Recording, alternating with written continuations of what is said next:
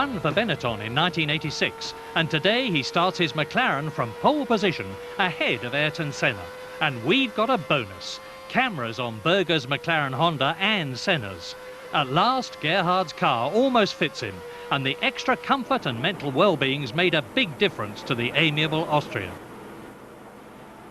Riccardo Patrese next on the grid. The evergreen Italian took his Williams Renault to a well-deserved victory at Imola, and with a qualifying lap only 1/5 of a second slower than Berger, he could win again today. After 4 successive pole positions, Mexico qualifying's been disheartening for World Championship leader Ayrton Senna. He's only 3rd on the grid. But Senna won here last year, and this is his 100th Grand Prix, so he'll be even more determined to get win number 24. But here's another Mexico winner, Nigel Mansell, first in 1987. And Nigel's got it all together in his Ferrari, because he's alongside Senna on the grid and virtually matching his time. But Mansell's teammate, Alain Prost, is in deep trouble, 13th on the grid. After only 5 races, Senna leads the championship by 12 points, carrying the emotive number 27. For the first time, the number 27 can have the award title. It's a long way to go, it's going to be tough, but the possibility is there, and we have to work hard and concentrate and try it. Such is his lead that even if Senna failed to finish today, he'd still head the championship. But then it's close, with only 7 points separating Berger in 2nd place and Piquet 5th. There's a lot of problems for cars and drivers in Mexico. The 2.7-mile circuit is bumpy and very high. Jonathan Palmer. Being 7,000 feet above sea level makes the Mexico circuit quite different from the rest of the Grand Prix calendar with regard to the way the cars perform. The fundamental difference, of course, is that the air is around 25% thinner, which affects the engines, the aerodynamics, and even the drivers. It may seem odd to talk of a Formula One car feeling gutless and slow, but that's just what they feel like to the drivers in Mexico. The power an engine develops is proportional to the amount of oxygen it can burn. So with 25% less oxygen, the Formula One engines produce 25% less power. Despite this power reduction, the top speed at Mexico is as high as anywhere. Although power is down, so is aerodynamic drag, and the cars can carve through the thinner air with less wind resistance. If the speeds are up on the straights, they certainly aren't on the corners. Now the thinner air is a disadvantage, for the downforce the front and rear wings can produce is reduced, as there is less mass of air pressing on them. Just to compound the grip problem, the unstable ground of Mexico City causes the track surface to be bumpier than any. Spare a thought for the drivers too. Like any athlete competing at high altitudes, he'll be breathing hard in response to the lack of oxygen for his lungs, and without the opportunity to acclimatise for a few weeks beforehand, he'll certainly appreciate the rest as he flies down the main straight at 195 miles per hour. Here in the middle of Mexico City. It's a warm but overcast day, and the track is buzzing with activity and anticipation. Just under half an hour before the 26 cars blast off on the first of 69 laps on this 2.7-mile circuit. It has the makings of one of the most open races of the season. McLaren have maintained their season-long tenure of pole position, but this time it's Gerhard Berger at the front. Ayrton Senna, driving in Grand Prix number 100, is back in 4th spot. And world champion Alain Prost, he's in 13th position. Let's check the drivers' standings then going into this 6th round. Senna with 3 wins, leads with 31 points. Teammate Berger, 2nd with 19. 3rd Prost with 14. Alazi is 4th with 13. Rejuvenated Nelson Piquet is 5th with 12. The 2 Williams drivers, Boutsen and Patrese, are both on 9 points. Then it's Mansell who has 7 and Nellini on 4 points. Alex Cathy, who failed to qualify here, has 2, so does Stefano Modena. And the final scorers are Eric Bernard, Nakajima, Warwick, and they all have 1 point. In the constructors' chase, it's McLaren romping away. They have got 50 points. Ferrari has 21, Williams 18, Benetton on 16, Hill 14. Next up is Arrows and Brabham. They only have 2 points each. Then it's Lola and Lotus with 1 apiece. One man in trouble yesterday was Roberto Moreno. He spun, avoiding another car in final qualifying, and received this push start. He's been pushed start many times before, but a new Caesar rule now bans it. For hard trying to Brazilian in the Coloni, who had qualified the combustion machine, I should say, qualified that combustion machine, was disqualified from the meeting, and thereby J.J. Neto scraped him at the back of the grid. John, your comments?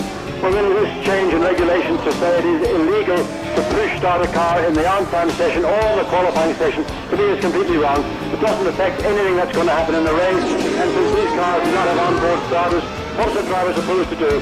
Poor Moreno, really it was Nannini's fault, he was in front of him, Moreno spun, he lost the engine, the marshals pushed the car, he put it in the gear, started it, but that was an immediate disqualification from the meeting.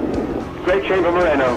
Yes, certainly is. Let's look at the top qualifiers now. That is, seeing the temperatures falling at the end of the session, and that changed everything. Gerhard Berger on the pole for the second time this season with his 1 minute 17.227 from Friday's qualifying. The Tracer, the Imola winner, alongside him on the front row of the grid.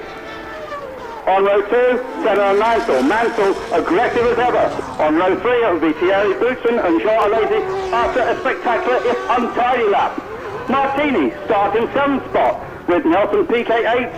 Nelson another caught out by the changing conditions. Nakajima qualified in an excellent 9th with Stefano Modena 10th in the promising new Brabham, still without that new gearbox. That's going to come at the test at Silverstone. So Senna on row 2 in today's Grand Prix. It's his start number 100. A good time to catch up with the championship leader and talk about his life and times. Let's look at Ayrton Senna.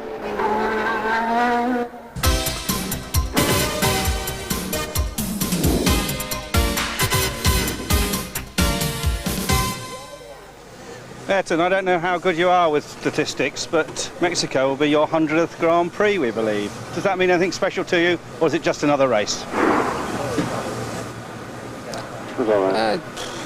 Difficult to say, to be honest. I think after a certain number of races, it's just another race. Maybe in years, in the future, then I might recall it as a special number, but not today. Today, for me, it doesn't make much difference because I think I have still so many to go that 100 is not that much. How do you think about the Mexican circuit? Because you've got a very bumpy surface there. Yeah, well, it's bumpy, it's difficult, stressing, tiring, not very safe given the conditions, but it's in the calendar and we have to cope with it. How about the altitude? Does that affect you with the breathing at all? A little bit, of course, but the fact that the circuit has some long straights gives you the ability to breathe a little bit better. Therefore, it compensates in a way for the altitude. The season's going pretty well for you, I think. Obviously had that problem in Brazil, which must have been a big disappointment for you. But are you reasonably happy with the season so far? Sure, if you consider the championship position, yes, because we are leading, we have a good number of points ahead of the competition. But if you consider how many points we could have had, given the circumstances in Brazil and Imola, then it could be a lot better. But I think looking at the championship right now, we are in a good position. We have a big fight this year for sure. It's going to be ultra competitive, the championship, particularly from now on. And it will require the hardest work that I ever did in order to maintain the leadership and to eventually win the championship again. You think other teams are closing up on you? No, I think they are not closing up. I think they are just as good as we are. Different circuits, different performance, of course, but as a general performance, I think we are at a very level situation right now with the major teams. What are the strengths of Ayrton Senna? What are the strengths that make you so successful?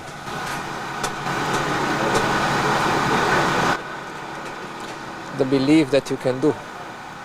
Simply that? I think so. Just a question of determination and believing you can do the job if you work hard, of course, if you concentrate, if you apply your attitude correctly, and commitment. Just wonder if you feel there's any God-given talent in you. Sure, it could not be different. I believe I had the opportunity to grow up in this activity. Therefore, I had a good opportunity to develop myself in this in motor racing. But for sure, I have something natural in myself, which is a gift of God, that makes me do the way I do, things the way I like to do. And you either born with that or you don't. And I think I have that as a gift. Speculation already about next season. They say you're talking to other teams. Are you? Is it a wind-up with Ron Dennis? What's the story? The story is, the facts are, since this year is my last season with McLaren-Honda under contract, I have an open situation as far as my future is concerned. I have enjoyed a lot of success here, and I recognize that very highly. But my objective is to be where there is the best chance for winning, being combination of chassis and engine. And as I fortunately enough have an open door at any team, I am finding out what are the possibilities and the chance and the perspectives in different teams in order to evaluate better and make the right decision when it comes to make the decision. Ayrton, thanks for talking to us, and I'm sure you will make the right decision. Thank you. Weeks ago. It's 15 minutes to go before the off. We'll be back with an exclusive Bernie Eccleston interview after the break. Stay with us on Eurosport. You're back at Mexico City. The cars now lined up on the grid. Alain Prost back in 13th position, but Prost quicker in this morning's warm-up. Let's check out those morning warm-up times. McLaren looking in good shape. Berger fastest on 1 minute 19.823. Senna a fraction slower. Piquet looking good in race trim. He's third fastest. And Mansell fourth in the Ferrari. Fifth and sixth fastest, the two Williams. Boutsen just that little bit quicker than Riccardo Patrese. Then it's Sandro Nannini in 7th place. And then Prost 8th, almost a second slower than teammate Mansell. Jean Lacey, 9th quickest, but he has just had a problem out on the circuit. Donnelly impressive with 10th position, and Suzuki next up, the team having worked hard to repair the car after teammate Bernard crashed yesterday. Well, much of the enormous growth of Grand Prix racing is attributed to one man, Bernie Eccleston. He doesn't give too many interviews, but when he does talk, you know it's going to be very illuminating. Bernie Eccleston, Grand Prix racing continues to grow, improve. How do you see it going in the next 10 years, in the decade of the 90s? Growing and improving. Just bigger and bigger? Yep, more television coverage, much more television coverage. And we're getting to a lot more people, spectators. The races are getting more and more crowds, bigger crowds. So I think there's still a lot of growth there. 16 races on the calendar at the moment. Would you like to see more? I would, but the teams don't want to. No, we're going to see 16. We'll keep it at 16. There is talk of Hungary perhaps dropping out next year. They've obviously got some problems there, sorting out their new regime and so on. Any other venues you'd like to go to? South Africa's one. Well, firstly, there's no problem with Hungary. And we've got a lot of new venues in the pipeline which we're looking at. The one sort of area where you seem to be missing out is Southeast Asia. I know the Singapore people have tried to get a race together and don't seem to have achieved even a racetrack so far. Is that an area you'd like to be? Obviously, the Pacific Rim's a very important part of the world these days. Yeah, that's right. That's why we went to Japan in the first place, because of that. I'm sure we get a race in Singapore. Somewhere will have to drop out. Yeah, that's how it looks. Over the years, you've been involved with a number of great racing drivers, Jochen Rindt, going way back to Stuart Lewis Evans, and then more recently, of course, various Brabham drivers, our own commentator John Watson, who, as you know, is a bit of a rock ape in the paddock these days. You saw him handbrake turning in front of you. Any special favourites? No, I suppose people like Carlos Pachin and Jochen and those sort of people I was a little bit closer with than others, and Nelson. You know, we spent 8 years with Nelson, or he spent 8 years with us. So you get some sort of I try not to get too close personally to drivers, because it's very difficult if they're driving for you to be close, and if anything happens to them, it's which is what happened to Jochen, as you say, in Stuart Lewis Evans. So. You're trying to change sports car racing also, but just the other week at Spa, they had very few people. What's the problem with sports car racing? I'm not sure there's room for two like Formula One type events. I mean, this is a big event, and I'm not quite sure there is room for that, and I'm not sure that the public really know what it's all about with sports car racing. And they're like, Formula One's been around a long time. If you can think of the amount of money that has been involved in publicising Formula One, not actually somebody's paid, but it's generated through the sponsors and And this sports car series has been going, 2 years? So it's not going to just happen overnight. And it is a manufacturers' championship, which is a little bit different. Did you feel the same about the World Touring Car Championship? A lot of people are sad that died, and now the German Championship, which we have on Eurosport, seems to draw big crowds and lots of manufacturers and all the paraphernalia of Formula One. Do you feel that there's ever a chance that you might resurrect that championship? What we should have had was the Silhouette Formula, because that was the best of all worlds. And maybe that'll happen again, who knows. But no, we're working hard on these. I mean, really we're in a transition period with the World Sports Prototype Championship. Now we're changing the name to just World Sports Car Championship next year. So it's a different emphasis. It's more a World Championship. It's part of the FIA World Championship. The 3 championships we have is Formula One rallies and will be sports cars. How about rallies? I mean, that is a completely different world, and they are a bit of a law unto themselves, aren't they? And very difficult to control. I think the whole concept of rallies is wrong. I'd like to see the whole concept changed to make it so it's more viable for television and for the spectators.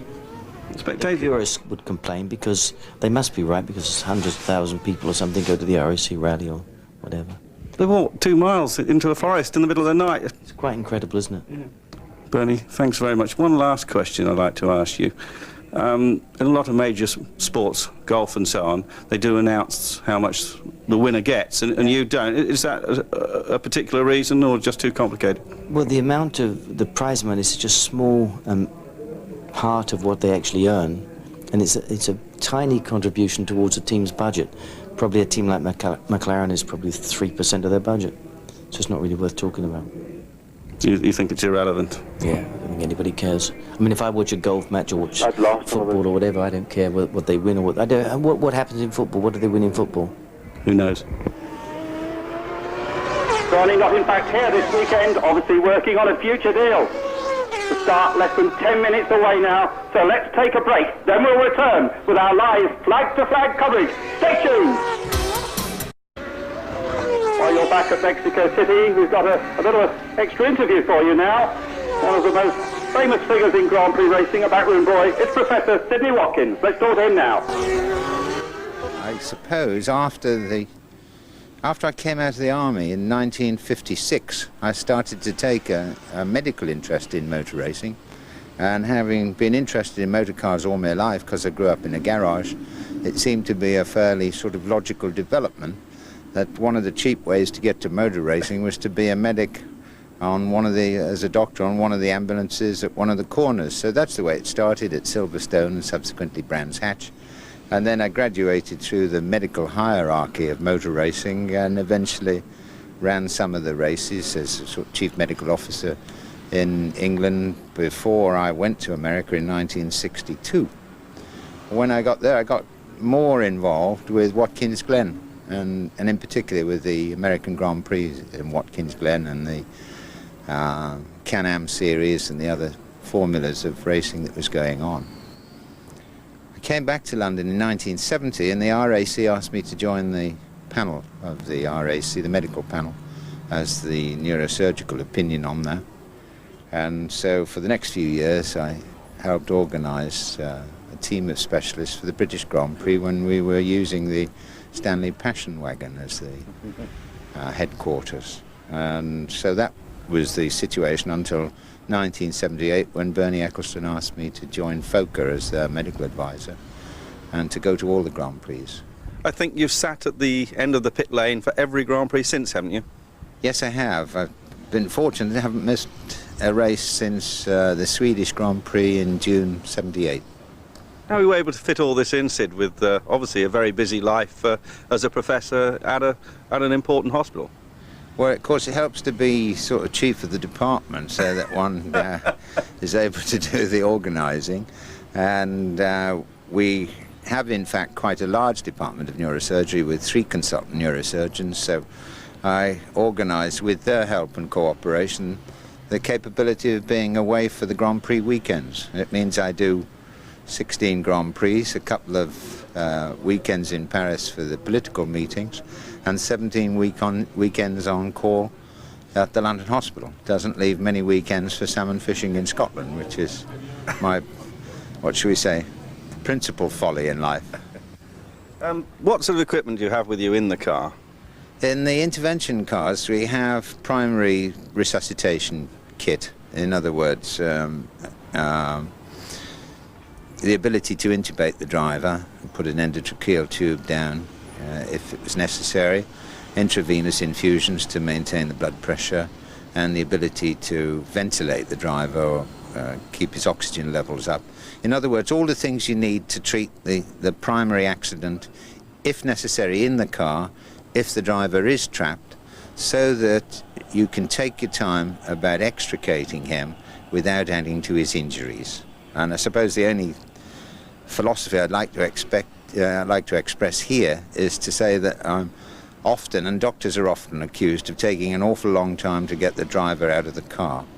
Now, we don't mess about, although the press seem to think from time to time we're there just to mess about. We want to take the driver out in the best condition and in the best circumstances for him.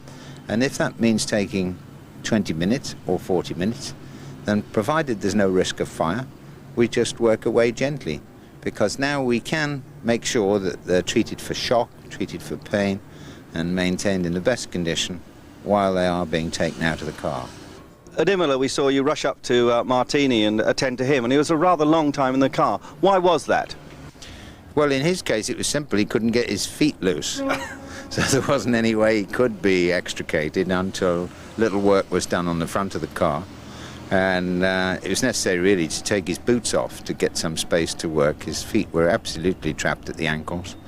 But having ascertained that his right leg was unhurt, I took his boot off and got his foot out of his shoe, and that then gave us the room to work on his left ankle, which was but said you're a brain surgeon, how'd he got his brain in his foot? Well, the foot's a bit easier to manage than the brain. Over the years, you've had a few amusing incidents. I think when you first started at Monza, there was a dog handler with a bit of a problem. Yes, that's right. The remarkable injury, though, was that this chap lost his finger. When he took the muzzle off his German Shepherd dog, who promptly removed the nearest piece of, what should we say, attractive meat to eat. And that really was the outstanding event there. And we had a search to try to find it, but it was impossible. The dog had swallowed it. The dog had swallowed it. Ouch, I think is the only thing to say after that. We've had more dog problems here today, as you had a dog get in the way during morning warm-up. Now, let's go to a break.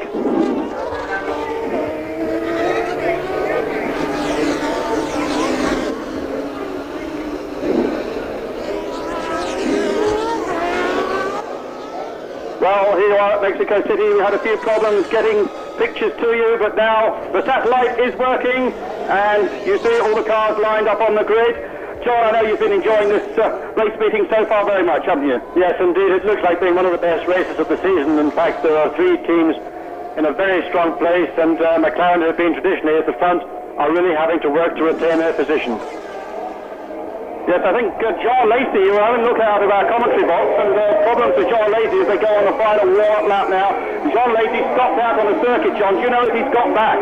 Yes, he did. He stopped in the first part of the circuit from the pits, so it was a long back for John. But he got back into the spare car, and he made it out of the pit lane. Before the pit lane closes, there's a 20-minute window. If you don't make it out in that window, you will not get a race. So he made it, and he's in the race. And I think we can expect to see a few fireworks from Jean Alesi.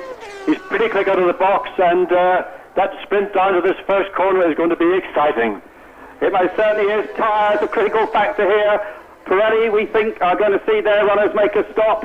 Goodyear, different tyre compounds being used by different drivers, and John Watson's got all the latest news on that. Well, let's start with the Goodyear runners. Most of the teams are starting on their C race compound. Williams, the Boutsen car, and Patrese on B, which is a harder, more durable compound.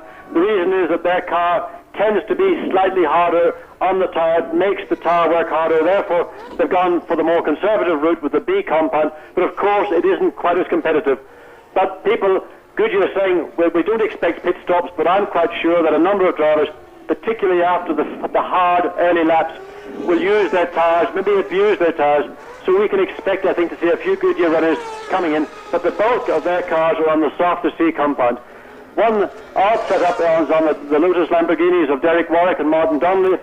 They've gone for a B left rear, which is the harder of the compounds, and then the other three tyres are the softer C compound. So they're, if you like, compromised.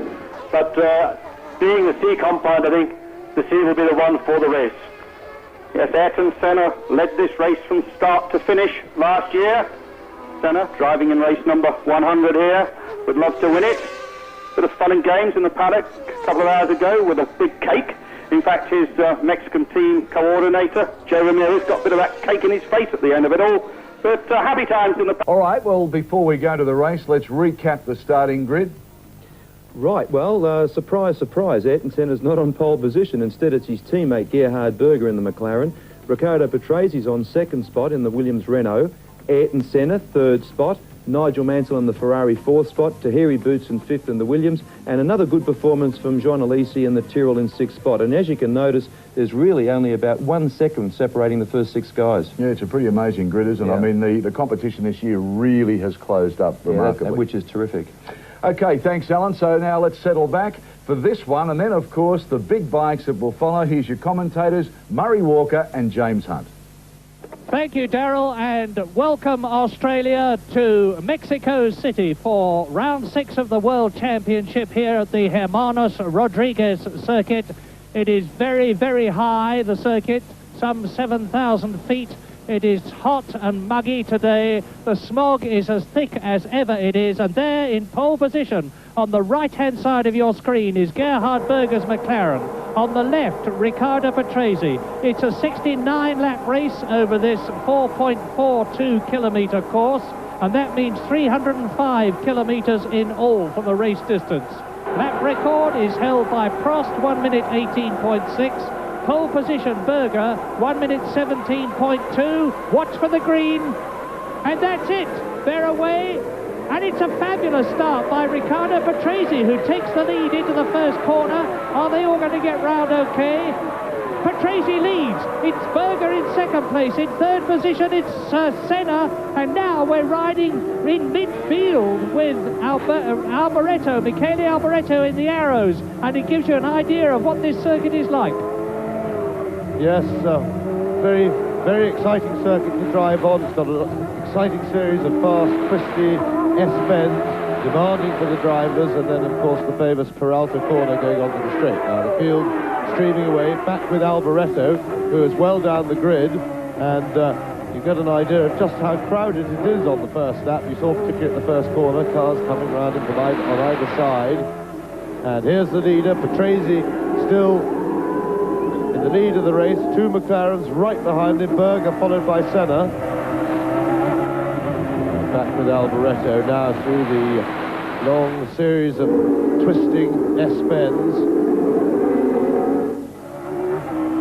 Alboreto just struggling to stay with the pace. A bit of a gap opened in front of him. A fairly cautious first lap by Alboreto. The field disappearing in the sight, the mirror blocking his view, or our view ahead, into the fast Peralta corner. Now this is the 180-degree flat out, 160, 170 miles an hour. Ayrton Senna goes for the lead. Yes, I'd have been a lot happier if we'd been at the front, but we weren't, and here is Senna. Fabulous first lap then, he's carved his way through, ahead of Patrese, and Berger goes through into second place. So it's the usual story, McLaren's first and second. Senna leads, Berger is in second place, Riccardo Patrese in the Williams is third, then it's Boutsen and Nannini, Alessandro Nannini in fifth position in the Benetton Ford. I can see further back the two Lotus Lamborghini cars are well up. That's Derek Warwick and Martin Donnelly. But Senna is doing his usual. Clear track in front of him, extending to make a cushion. Yes, and the McLarens will be happy that they've been able to get past Patrese so easily, or relatively easily, because the Williams Renault is, at the moment, the quickest car on the straights in Formula One, and therefore very difficult to pass. The Renault engine seems to produce a lot of power, and they've certainly done a fabulous job of development over the winter, and that is a big problem for the McLarens, because when they, in a straight race, when they get behind them on the straight, they have a lot of difficulty getting past them. Ferrari, a poor start. Senna starting to stretch the lead as Boutsen goes inside Piquet. Yeah, the thing that surprised me is that Nigel Mansell is down into seventh place. He started in fourth position. He's lost 3 places. We're riding with Berger, and Jean Alesi, the Frenchman, in the Pirelli Shod Tyrrell with its 4 DFR engine, is up into a superb 6th position. So, lap 1, it's Senna leading, and then behind him, Gerhard Berger, Riccardo Patrese is well up, Boutsen and Piquet and Nigel Mansell, but Mansell is following Alesi, and here they come now. It's Senna leading, Berger second, and then the 2 Williams, but the majestic Ayrton Senna, and this is his 100th Grand Prix, and that's one of the Brabhams, David Brabham. That is David Brabham, who isn't having the best of luck in his first season of Grand Prix racing, the number 3 son of the great Sir Jack Brabham in the pits. Yes, and whatever Brabham's problem is, it didn't look minor. They had all the bodywork off the car, a lot of people pouring all over it. So it looks as if Brabham is in for a while, if not out of the race. Now, through the long series of S's, the 2 McLarens, with Senna heading Berger, and Berger, of course, very anxious to hold on. Very important race for this for Gerhard Berger. You see Senna's car out in front, ahead of him. It disappears a bit on the straight, and then as they come under braking, Berger's car will close up very dramatically. They'll get a much better view of Ayrton Senna. But this is an important race for the championship and for his relationship in the team for Berger. He wants to get on level terms with Senna and beat him or race him very hard. It's important for their own personal psychological battle. So Berger through the first S, now a short straight, and into the left-hander. This is a possible passing point for some of the drivers on the circuit, then back into the first series of S's. A little break in the middle, and then they go back into the windy section. Bit of break up there from the onboard camera. Yeah, and while you're watching the 2 McLarens at the front, let's quickly establish that tyres are going to be critical in this race, and I'll tell you why. At this height, the engines lose nearly 25% of their power because of the thin air. The thin air affects the aerodynamics. There is less grip for the tyres, and mark this because it is very important. The 2 McLarens started on Goodyear C tyres, and those are fairly soft. Alain Prost and Nigel Mansell are also on C tyres, and there is Prost. Remember, he started from 13th on the grid, and he's starting to make his way up through the field now, but he's got a tremendous disadvantage. Yes, the Ferrari chassis is going pretty well in race trim, but they've had a lot of trouble this season getting their cars to qualify well. They seem to have difficulty when they go from race tyres and bolt on the qualifiers. In practice, Martin Donnelly makes a move there on his teammate Derek Warwick, and that's not altogether a surprise because Derek Warwick was complaining of a loss of power in his engine after the warm-up this morning, a little knock-off in power, and it may well be that they took the decision not to try and change the engine because there's Prost having a look down the inside of the Ferrari, taking out behind the Lotuses. But the Lamborghini engine is particularly complicated to change.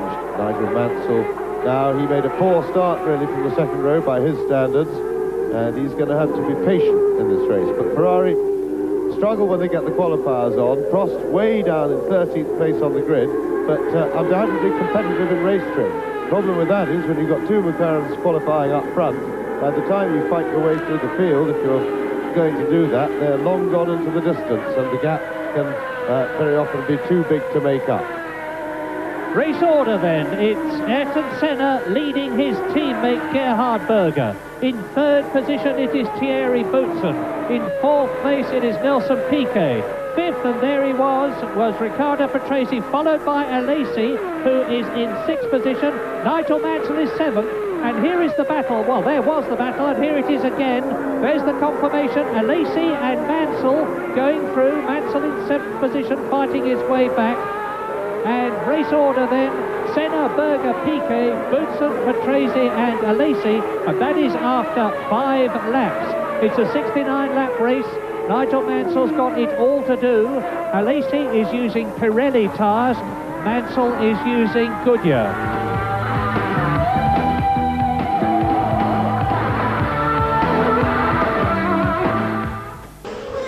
Nice to see that a man like Nigel Mansell does find time to go to occasions like that and just play the real father instead of the hero.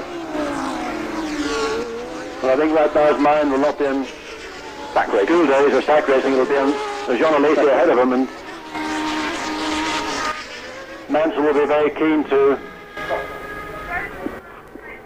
Yes, well, we understand you've lost pictures from Mexico City, so let's go to this commercial break. We'll be back hopefully with pictures in a few moments. Brazilians, McLaren in front of us as we go down the long start and finish straight into turn 1, third gear at about 85 miles an hour. Nelson Piquet driving a magnificent race in the Benetton, maintaining his good form on lap 8, is in third position. In fourth position it's Thierry Boutsen in the Williams. There is Senna leading. Behind Boutsen in fifth place it's Riccardo Patrese. Sixth is Alesi, seventh is Mansell. No, and it's getting very close between Mansell and Alesi as you watch Ayrton Senna. There is the gap. So McLaren leads McLaren. There's nothing novel about that. And it looks as though the McLarens once again are going to be invincible. They've got 2 of the best 4 drivers. They've got one of the 2 best engines in the Honda. The McLaren chassis is absolutely magnificent, and the organisation is superlatively good. So I hate to say it, but it looks as though Mexico is going to be yet another McLaren demonstration, because look, there is nobody even in sight behind Senna and Berger, first and second, and in the championship it's the same situation. Senna leading Berger by 12 points, and they go into a new lap. Yes, and this is a critical stage of the race of the personal battle for the 2 McLaren drivers, because Senna is just, as it were, trying to break the toe. He will be driving right on the limit now, trying to get some clear air between himself and Gerhard Berger to establish his domination and command of the race. And most important, Gerhard Berger, likewise, conversely, will be absolutely on the limit now, desperately trying to hold Senna and not let him get away. And there we see a fastest lap early in the race for Senna, but of course on full tanks at the moment, with things not really settled down. They'll be going a lot quicker later in the race as the fuel load lightens. Remember, the overall weight of the car is increased by over 50% when they're filled up with fuel, and this makes a big difference, of course, to the car's performance. Now Senna has actually gained a little bit as we look on this lap. Gap now over 3 seconds. Yes, and our Mexican producer is concentrating on the people in front, which at the moment is a pity. But in third position, behind him, Thierry Boutsen. Behind Boutsen is in fifth position is Patrese. We're on lap 10 now. Then it's Nigel Mansell. Now here they come towards us. There is Boutsen. There was Patrese, and here is Senna, fastest man on the course, but still not a lap record. It's early days yet. Yes, but he is starting to edge away from Senna. Now, the interesting thing will be to see what Mansell can do. He's got a little bit of clear air ahead of him before he comes up behind the Williamses. Patrese being the first one who will come under attack from Mansell if he can close down that gap. So this will give us a pointer to just how well the Ferraris are going with their race setup. Yeah, the Williams are going well, of course, but I think not well enough, because when Nigel, I won't say gets the red mist, because that implies that he's losing control, and he certainly isn't doing that. But when Nigel Mansell is in a charging mood, as he obviously is now, he takes a lot of catching, and he's doing the catching at the moment. He's easing up on Riccardo Patrese. There is the gap between Mansell and Patrese, 2.7 seconds. And hopefully, Ferrari have overcome the reliability problem that's dogged them through a lot of 1989 and the opening stages of 1990. They've been working very hard on that automatic gearbox, and it is still Senna who's now 8 seconds ahead of Berger. Now, there is Patrese, and he is in 5th position. You should see the scarlet flash of the Ferrari behind him. There's Mansell in the background, 7th place. And coming up fast now, too, behind Nigel Mansell, is Alain Prost. He doesn't show on the caption, but Prost, there he is in the background. You can see Prost. He started 13th, and he is now up to 7th place. Mansell is flying, but Prost is flying even faster. And that's Thierry Boutsen in 4th place. Well, this is great stuff here in Mexico. They're into the series of 10 bends, and that is Pirro. Emanuele Pirro, the Roman, is out of the Mexican Grand Prix. Yes, that looks indeed terminal for Pirro. And the two Williamses really going very well indeed on a circuit, battling Ayrton Senna, who's now really stretching his lead over Gerhard Berger. Yellow flag there, that's probably for Pirro's parked car while the marshals deal with it. Senna now looking fairly smooth. Lap 12. Early days in this long race.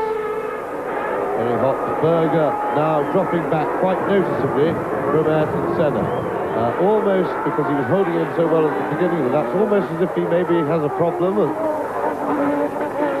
So we'll watch Berger to see if he's got a problem with his car.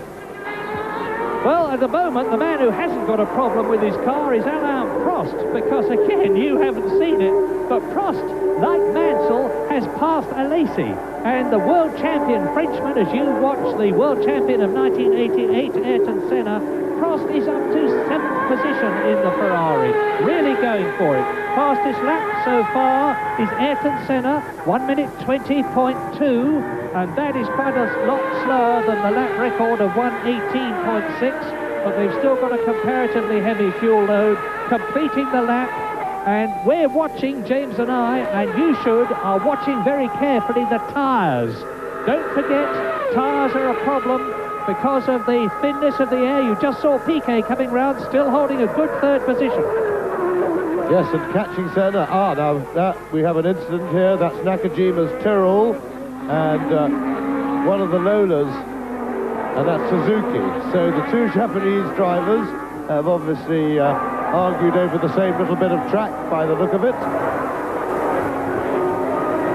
Well, yes, out goes Nakajima. It looks as though Suzuki's... Well, he can't go on, because if you're pushed at all these days, there is an instant penalty. So both the Japanese drivers are out to join Pirro.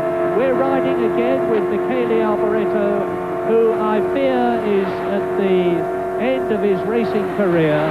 He's with the Arrows this year. Yes, Michele Alboreto with the Arrows team this year. He hasn't done at all well, and I would be surprised if he's driving in 1991.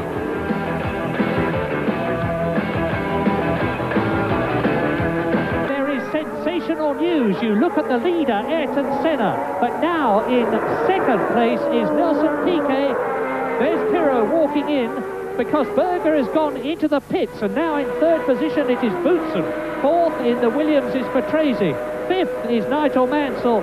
Sixth is Alain Prost, and in seventh place the second Benetton, Nannini. And that is a terrific development. Yes, and Berger went into the pits where, in fact, all they did was a very quick tyre change, which the McLaren team turned him around very efficiently and quickly. Whether he had a problem, Berger has rejoined in 12th place.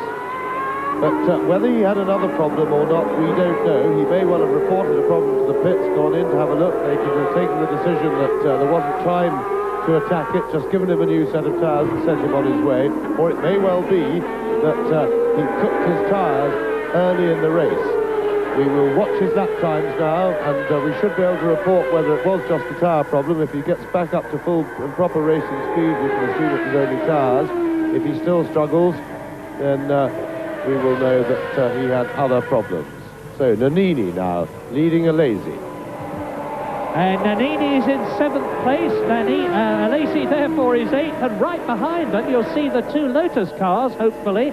That's Martin Donnelly, who is in 9th position, followed by his teammate Nigel Mansell, 10th.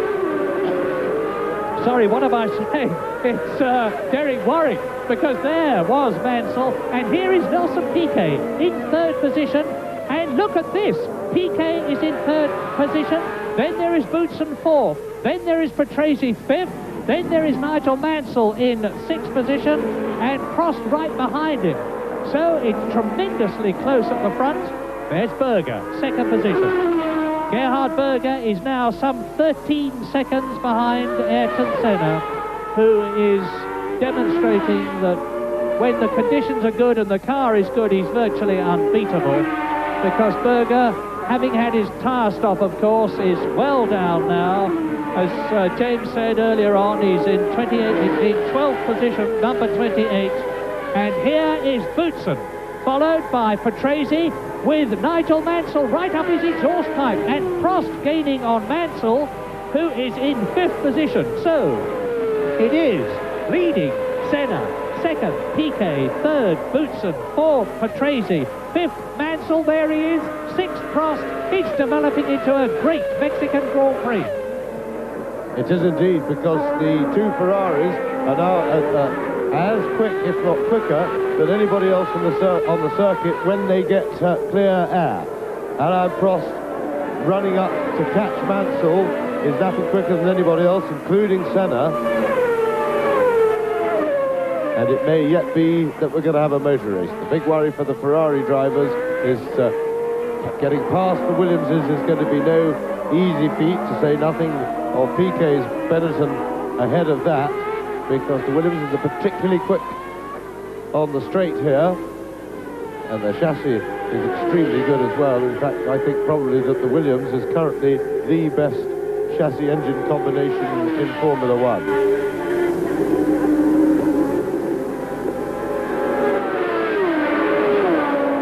Senna. Now we shoot to Gerhard Berger, who is fighting his way back, and it does look now that Berger's done a couple of laps. He looks to be going at a full racing speed, looking from his cockpit now, and it would appear that he maybe just cooked his tyres with a heavy fuel load trying to chase Senna, because he did drop off quite suddenly.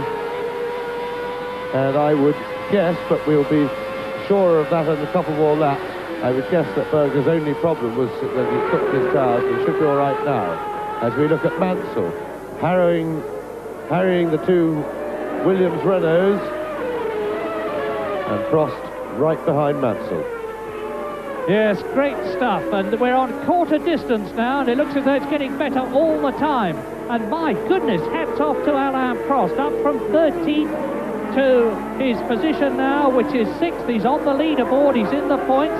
Piquet's driving a terrific race, but as James has said, even if the Ferraris can get on the tail of Riccardo Patrese's Williams Renault, that Renault V10 engine has got real power this year. It looks as though it's got as much power as the V12 Ferrari, and I've noticed that while Mansell closes up, or tends to, on this twisty section, as soon as they get into the straight, Riccardo Patrese doesn't exactly stride away, but he eases away. Race order then.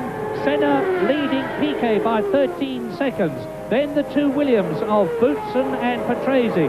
Then the two Ferraris, 5th and 6th, and you look at Patrese being caught by the two Ferraris now.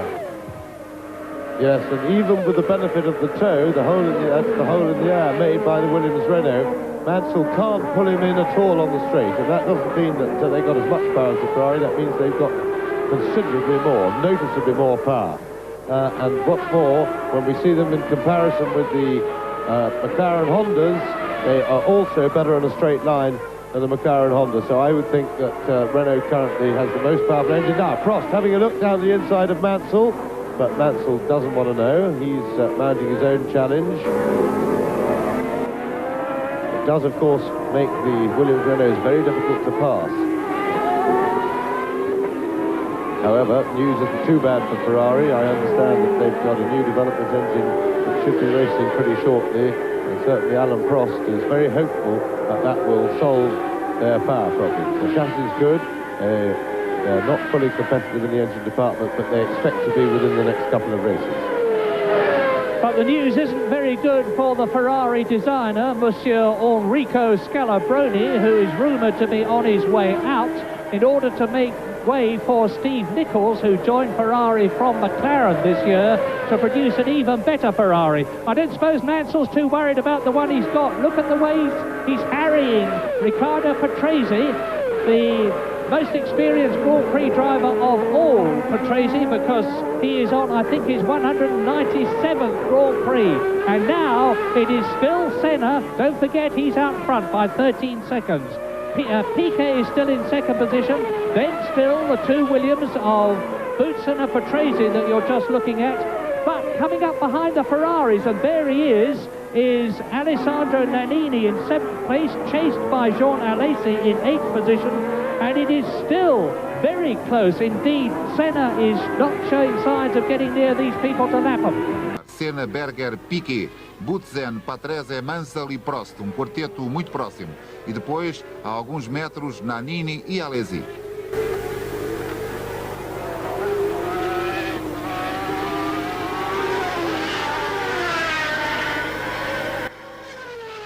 Pista muito irregular, é visível o trabalho das suspensões, especialmente nesta zona, com o chamado fundo plano, muitas vezes a bater no solo.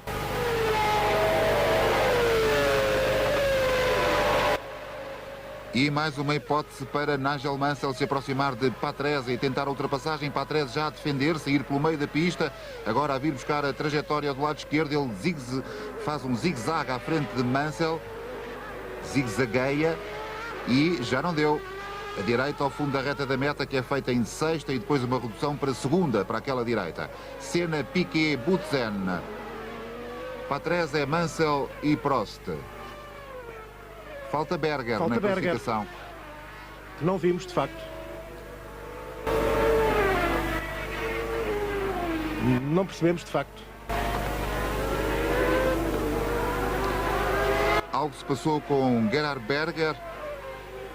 Algo se passou com Gerhard Berger durante aquela interrupção de imagem que a televisão mexicana foi forçada a fazer para cumprir as normas internacionais em vigor e mandar para o satélite do Atlântico. And while you're watching and enjoying this struggle for the first 6 places, I remind you that Alessandro Nannini is not so far behind in 7th place. Alesi is 8th, Donnelly is 9th, Warwick is in 10th position. In 11th position is Stefano Modena, and in 12th position is Gerhard Berger, but he's closing. And Mansell is closing all the time on Patrese in 4th place. Mansell looking for a place to get through, but Riccardo Patrese, a very hard man to pass it, and Mansell's going up alongside him now as Boutsen passes the Ligier to lap him, and that's Nicola Larini. Was Mansell through there? It looked to me as though he got ahead of Patrese. Yes, he did. Yes, we got a glimpse of his nose in front, and there it is. Now Prost presented with the problem. Prost having a look down the inside of Patrese, trying to jump in there, and he, I think, went discretion being the better part of valor route. Patrese is a hard man in a situation like that, and not one to mess with. Prost, of course, certainly knows that. He's been racing Patrese well throughout his own Grand Prix career, because Patrese was already established then. I mean, goodness me, so far back Patrese has been driving for so long that he was even driving when I was. And that seems a very long time ago. So now Mansell, you see, starting to really open a gap, but he won't be able to open a very big one before he hits the next problem. Now Nannini closing up on this group, courtesy of the Williams, is basically slowing the Ferraris down.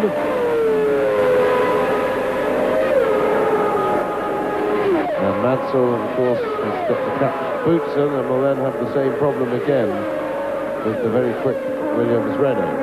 Prost not close enough this time to have a go at Patrese, but he'll be anxious not to be held up for too long. Well, I know there are thousands of Ferrari enthusiasts in Australia, and you're certainly getting your money's worth from Mexico, because the runners to watch are Mansell and Prost, and Prost is going through to take Patrese now. No, he doesn't. Patrese slams the door in his face. He had the racing line, but Alain Prost is not going to be denied. There were people at the beginning of this season who were questioning Alain Prost's motivation. After all, he has won more Grand Prix than anybody else. He's won 40 of them. He scored more World Championship points than anyone else. But joining Ferrari has given him new enthusiasm and new motivation, and beating Senna, of course, is his greatest motivation of all.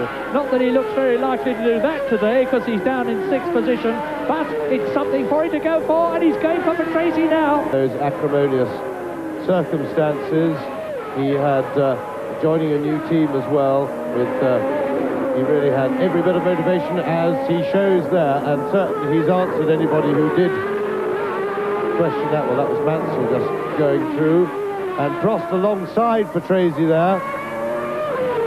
Mansell's passing a back marker.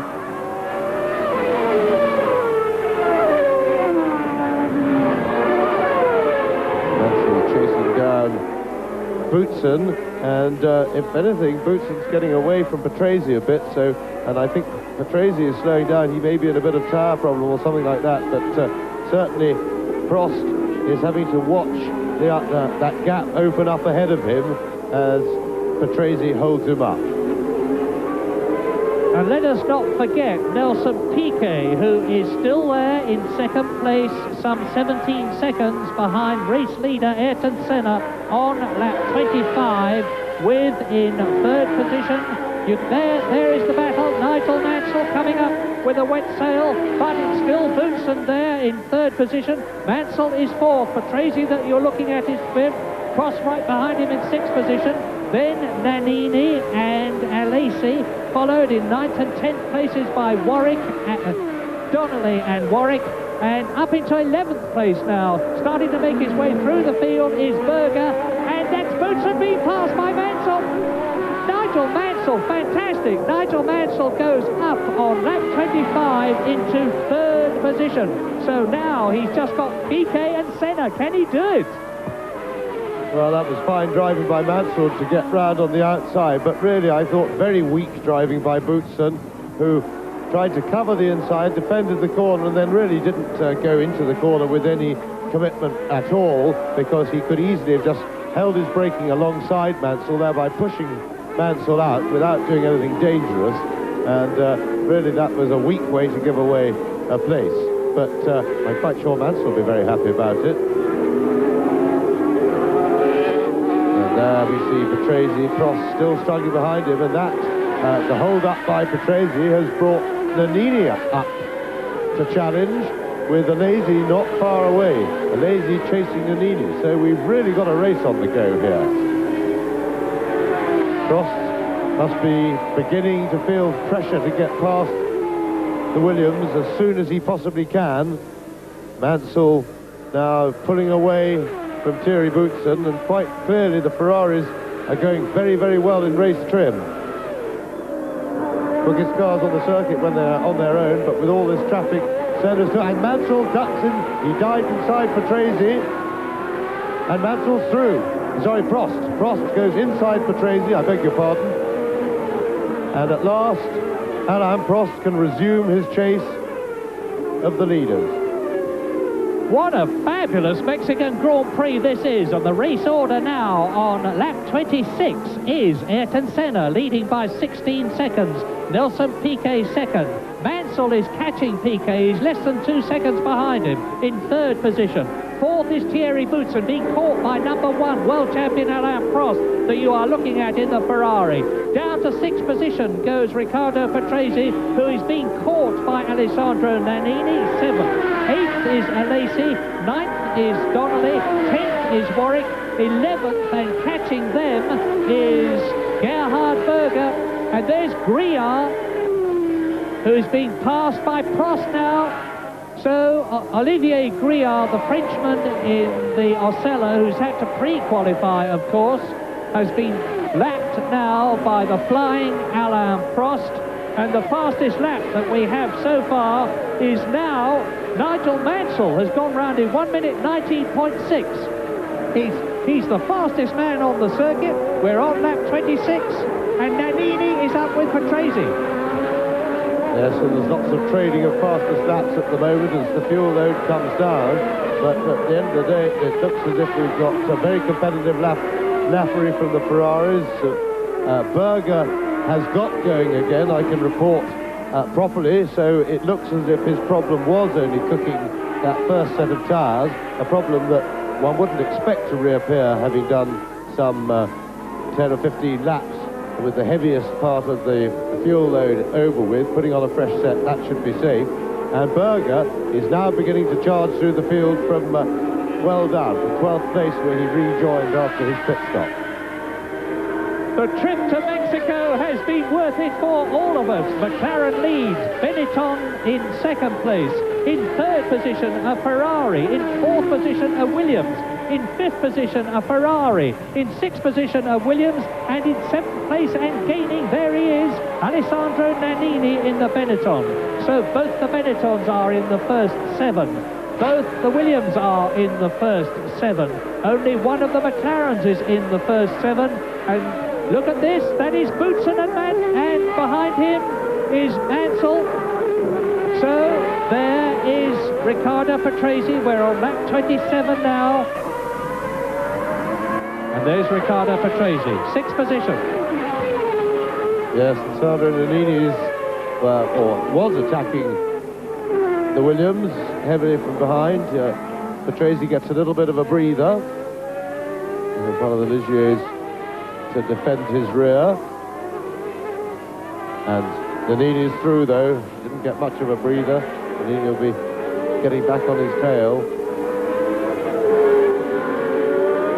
I get the impression that Patrese may just have a minor tyre problem, maybe struggling to grip a bit, because whereas he was running happily with Thierry Boutsen in the early part of the race, having out-qualified him, he's now losing ground to his teammate, and it may just be that we know the tyres were marginal. Again, some teams have picked different compounds. The Williams running a slightly harder setup than the Ferraris and McLarens, but that is normal. The Williams tends to be harder on tyres, and we saw Prost just disappearing out of shot.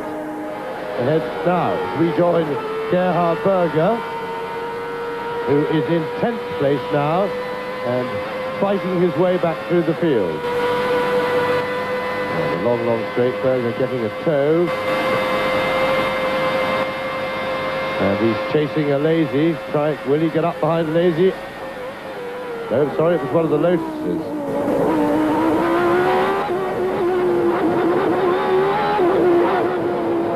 The study of the McLaren-Honda, you can hear the flipping on the throttles as he goes through the corners, and you get a very good view of just how ferocious the feedback through the steering wheel is. That isn't Berger wobbling the wheel. That's Berger and a little bit of a correction there. But that is the wheel actually trying to wander about of its own accord, a lot of that buffeting, and it requires tremendous strength in the arms to hold these cars. With tremendous front-end grip, and all that grip has to be dealt with tremendous muscular effort to turn the steering wheel against the grip. And unless I'm very much mistaken, that is Jean Alesi in front of him. And it's a tribute to Alesi, the way he pulled away from Berger through that twisty series of bends. There's 10 of them in succession. This is the 180-degree 100 of him, and you can see that he's doing so. Now, there is Berger. And I am very much mistaken, because there is Berger, and it's one of the Ligiers. My apologies. So that will be Larini, but Gerhard Berger at this stage of the race is now in the 9th position, because as James pointed out, he got ahead of one of the Lotuses, and it was that of Martin Donnelly. And it's Senna leading by 14 seconds still from Piquet, with Mansell in 3rd position but catching the Benetton. 4th is Boutsen, 5th is Prost, 6th is Patrese, 7th is Nannini, 8th is Alesi, and 9th there is Gerhard Berger. So hopefully we will get a chance to see the man I've been talking about incorrectly, Jean Alesi, if we have any more on-car camera shots from Gerhard Berger, who is really going for it. De imagem, e agora o realizador foi recuperá-lo. Talvez por entender que ele está também a fazer uma recuperação. Patrese there with Nannini now looking away around, and Prost was having a look down the inside of Thierry Boutsen there as they entered the turn 1 at the end of the main straight. And Prost was past. But there we saw Prost. A successful manoeuvre there for Alain Prost. So on that 31, Prost moves up into 5th place.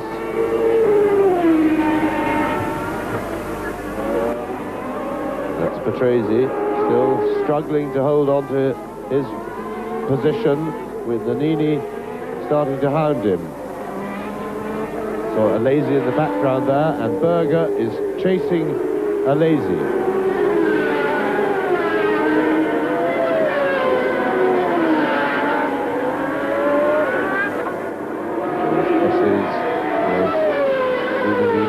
Ending fast S-bend sweeps, then the short straight and into the Peralta corner. This daunting 170-mile-an-hour banked corner, of which Mansell reported from the telemetry in his Ferrari that they were pulling forward.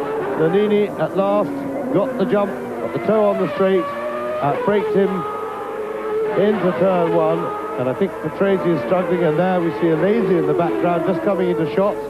So Alesi will be attacking Patrese next. Alain Prost.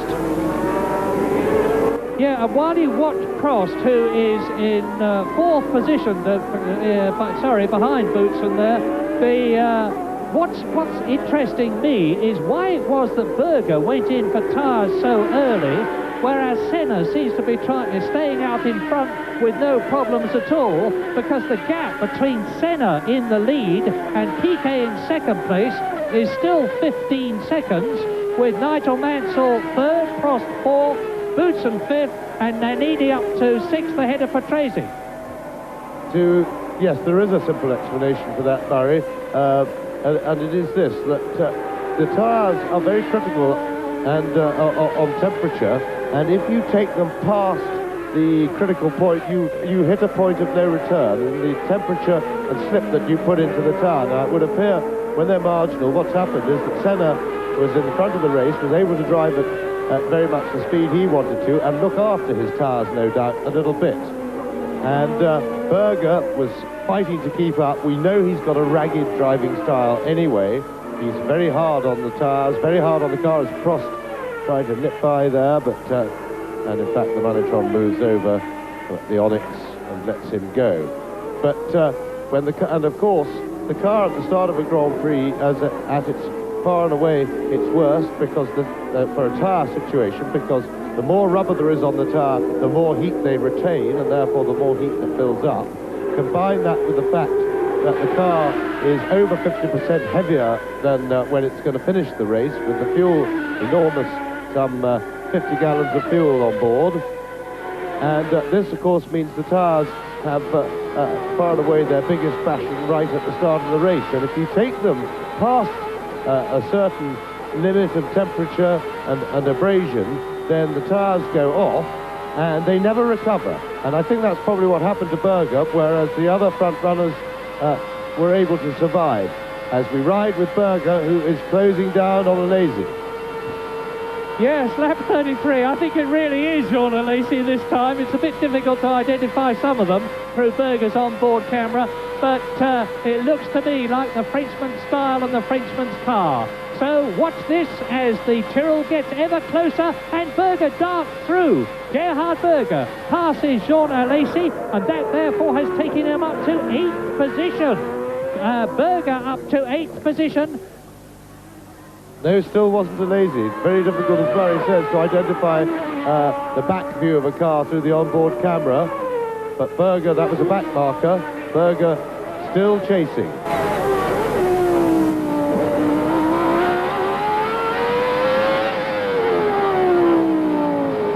And we'll try and get a gap to Alesi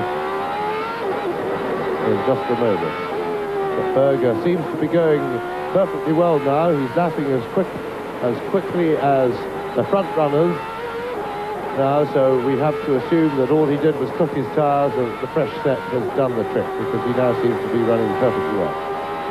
Aren't these on-board cameras marvellous for giving you an impression, a very real impression of how a racing driver operates? Now, this is the Peralta, 180 degrees, it's slightly banked. You can go around absolutely flat out in 5th or 6th gear. And Nigel Mansell, James said earlier on, Nigel was pulling 4.7 G, and funnily enough, Alain Prost came up immediately afterwards and he said, I understand I was pulling 5 G, which shows you that the rivalry between the Ferrari drivers is very real. And that is Ayrton Senna. We haven't seen him for a long time, but that is the unmistakable, distinctive style of the 1988 world champion, the championship leader of 1990, and already it's beginning to look as though he's got it in his pocket. Ayrton Senna said after the Canadian Grand Prix, I think I can see that number 27, which was the number of a man, close enough, and it's Senna leading, Piquet second, Mansell third. Prost is catching all three of them. In 5th position it is Boutsen, 6th is Nannini, 7th is Patrese, 8th is Alesi, and 9th is Gerhard Berger. And I feel that we're going to see a lot of changes in this race yet. The pace is terrific. The tyres must be taking a terrific pounding too. But Mansell is the man to watch. Ferrari is the car to watch, as is the Benetton. So it's a V10 engined McLaren leading, Honda power, a V8 Ford-powered Benetton second, a V12 Ferrari in 3rd position. And the people who said that the V8s were not going to be any good for this formula are being proven wrong at the moment, and Ford have got a new engine which is coming out at the effect of that trick. He gives it a swing in either direction, confuses the driver in front, and then suddenly the door is wide open, and that was very, very neatly done by Mansell. Piquet is responding, he's fighting back, doesn't want to take that lying down, but I think Mansell, now that he's in front, is going to open the lead. Este tipo de manobra mostra-se por um lado, aparece do outro, em plena reta, em plena aceleração, já perto da travagem, fez isso com Nelson Piquet e chegou ao 2º lugar. Mansell é segundo, eventualmente a uns 13, 14 segundos de Ayrton Senna. Ayrton Senna, que continua lá na frente, mas agora tem Mansell atrás de si, é razão de sobra para tomar um pouco mais de atenção, se por acaso já estava na fase de correr, controlando o seu andamento. Mansell é piloto para ir gradualmente baixando a diferença que o separa de Ayrton Senna. Ayrton Senna irá naturalmente ser avisado desta mudança de posição e dosear o seu andamento em conformidade. Quem perdeu o contacto com estes homens, pelo menos através das imagens, contacto próximo, claro, foi o atual 4º classificado, o Alain Prost. Look at this, there's battles all down the field because you're looking at Boutsen in 5th position, who's got Nannini right behind him in 6th place. Race order on lap 38, over half distance, and Nannini passes the tail ender. Right up tight behind Boutsen, it's Senna leading by 18 seconds. Nigel Mansell now in 2nd position. Piquet down to 3rd, being caught by Prost in 4th position. This is the battle for 5th between Boutsen and Nannini. with behind Nannini, Alesi still in 7th position. Riccardo Patrese slipping down now, is in 8th place. Gerhard Berger is still 9th, and Berger, you can't see him, but we see him lap after lap, and he is really flying now. But Thierry Boutsen, I wonder if the decision of Williams to go for the slightly harder compound was the wrong one.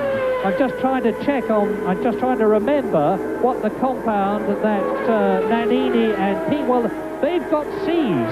Nannini and Piquet have both got Goodyear C compound tyres, which are softer and therefore provide a better grip than the B compound that Boutsen and Patrese have got. Well, it's another indication of how technical Formula One is. Yes, indeed, because it becomes useless, and if we cast our minds back to the San Marino Grand Prix earlier this year at Imola, the Williams team again went the conservative, harder compound route, and that got them the result in the race, and that would seem to be the way to go on that day. And because if the softer compound starts to give trouble, the more durable, harder tyre goes. But there also, it's not just technical, because there's a lot of guesswork, feel, and or gut feel that goes into your tyre choice. With track conditions that change all the time and change in a way as to affect tyres in relatively unpredictable things, it's more of an art than a science, choosing the different compounds at one's disposal for a race. And one can guess right and one can guess wrong. And the fastest man on the circuit now is Alain Prost, who has just got round in 1 minute 18.8. That is the first lap under 1 minute 19. There is the Frenchman. He is catching Nelson Piquet in front of him, who is in 3rd position. We have the prospect of Ferraris being 2nd and 3rd before very much longer. There's the confirmation. 125.3 miles an hour. Alain Prost is on his way. Yes, and Prost really has been the quickest man on the circuit when he's had a clear run and not been racing somebody and held up since about lap 20. But of course, coming from 13th on the grid, it gives the others such a huge start, as you have to fight your way through traffic, and Prost, we know, likes to pick people off at a reasonably conservative rate. He likes to size his opponents up, pick them off one by one, rather than charge hell for leather in the early part of a race, and this only is task now to catch Ayrton Senna. I get the feeling that Senna is not nursing a lead by any manner of means. He's working very hard to maintain that lead, but at the moment he's holding it well, and that is Gerhard Berger passing Patrese. That shows you how quickly Berger's going. He's up into 8th position now. We're on lap 40. And Gerhard Berger, with those new tyres and therefore less wear, and this is getting on towards 2/3 distance. That's lap 46 is 2/3 distance. But there is Berger with Patrese behind him now. Senna on lap 40 out of 69 is still leading with a comfortable cushion of 17 seconds. There's the confirmation. But look how close it is between Piquet and Prost now, with Nannini and Boutsen 5th and 6th. Yes, and for Berger to have passed Patrese into the Peralta like that, I've got the feeling that Patrese is a bit short of grip in order to go in that slowly, because it's not really a passing point. There's not, and it means that Patrese must have had to do a real lift off the power as he went into that corner in order to control his car, which would have given Berger the chance to get under him, because in the normal way it's very nearly flat, just the tiniest hint of a lift going in, and of course that means that you can't overtake in that situation. So, back on board with Gerhard Berger again. Yes, it's difficult to know who to watch. There's so much of interest in this race. Frankly, the man we're not watching all that much, except to check him through, is Senna, who's got such a commanding lead. But Mansell up into 2nd place. Piquet is being caught by Prost, and that is something to watch. Nannini in 5th place ahead of Boutsen, and Alesi is most definitely being caught by Berger, carving his way through the field. You've just seen him lap Paolo Barilla in the Minardi, and now Patresi's got a problem of getting past him. And Gerhard Berger, who's been a mixed bag in the McLaren team this year, he had a dreadful race at Phoenix, having started in pole position because he failed to finish. But then he was second in both Brazil and San Marino, third at Monaco, fourth in Canada, and the way he's going now, he could even finish in the points. I know it seems incredible, but it's possible. Yes, he's had a, well, I suppose his season's been so far a little bit like his driving style, messy, a bit up and down. And when I say that, I don't mean that about his driving style, particularly derogatively. He's a hard charger, and he does throw the car about a lot. But he is quick, and if that's the way he wants to go quick, then that's fine by the team. But the teams do say that he really uses the car. That's Riccardo Patrese coming into the pits. Now, is this just a tyre stop? I would have said so. He was going pretty quickly, and it didn't look as if there was anything mechanical wrong with the car, but he looked to be short of grip. Williams mechanics descend on the car, and certainly tyres, of course, get changed in routine, but nobody's doing any other work on it, so it's clearly a straight tyre stop.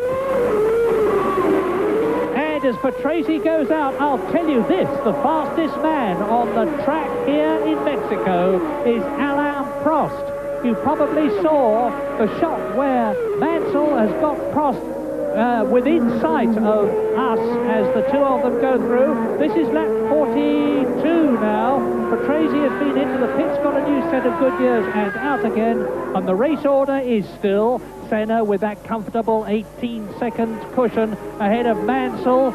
And Piquet is really being challenged now in 3rd position by Alain Prost. In 5th position, it's still Nannini as you look at Patrese up to racing speed.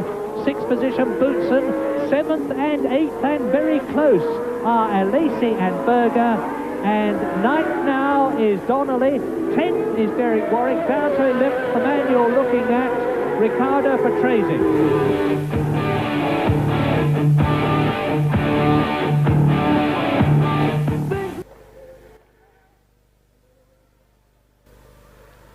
De novo com Gerhard Berger.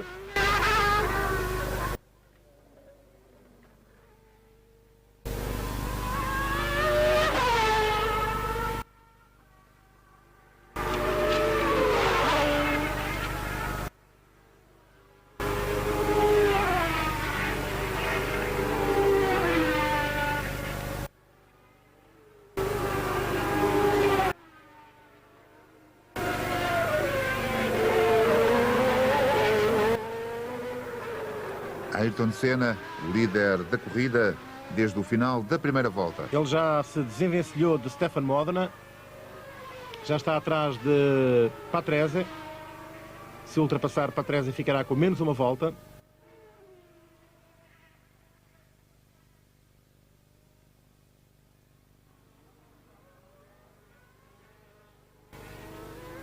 Continuamos a seguir aqui o piloto brasileiro. Vamos ver se a imagem se mantém até à previsível ultrapassagem. E aqui a paragem de Piquet. Piquet troca de pneus também.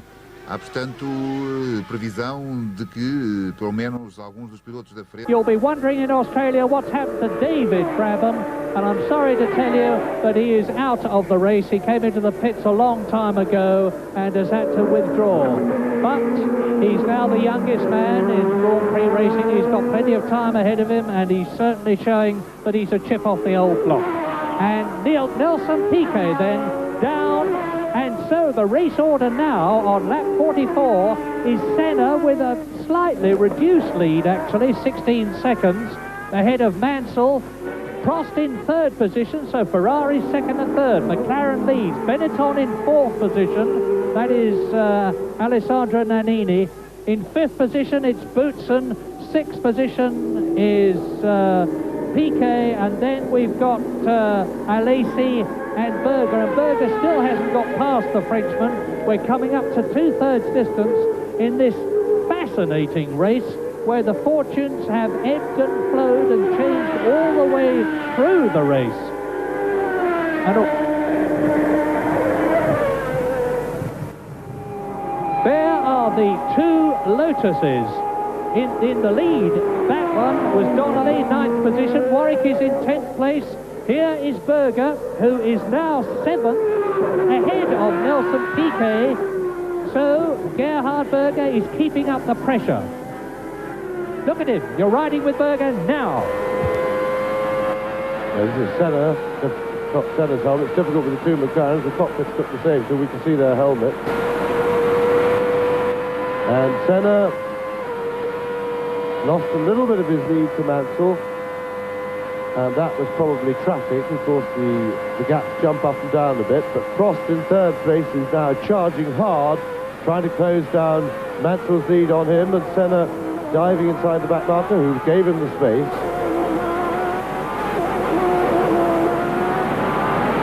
That is Senna's driving style, trying to keep it smooth. Had one or two pit corners for tyres. The teams, in general, the plan for everybody was to try and go the distance on the one set of tyres where was not thought to be a potential problem for the tyres. Heat was the main worry, which doesn't, of course, necessarily wear them out any quicker. It just makes them lose grip. But and that seems to have been the problem for some people, those who have had to go in and change. Senna neat, smooth, comfortable. He's pressing on as hard as he can. He's keeping smooth. Still, as we thought, not able to pass the fresh-tired Williams of Riccardo Patrese, to pass him, to lap him, but that won't worry Senna at all. In fact, it'll give him something nice to follow, to aim at when you're tired. It sometimes helps to have somebody to chase, as we watch from Senna's cockpit. You'll see him close up on Patrese under braking.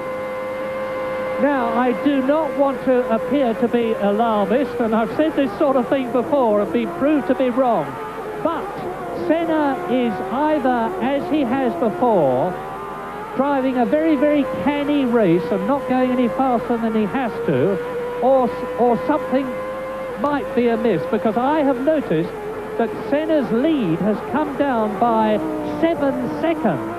Not immediately, but slowly. He led at one point by 20 seconds. We're 2/3 into the race now, and his lead is down to just a whisker over 13 seconds. And Nigel Mansell and Prost are certainly gaining on the McLaren.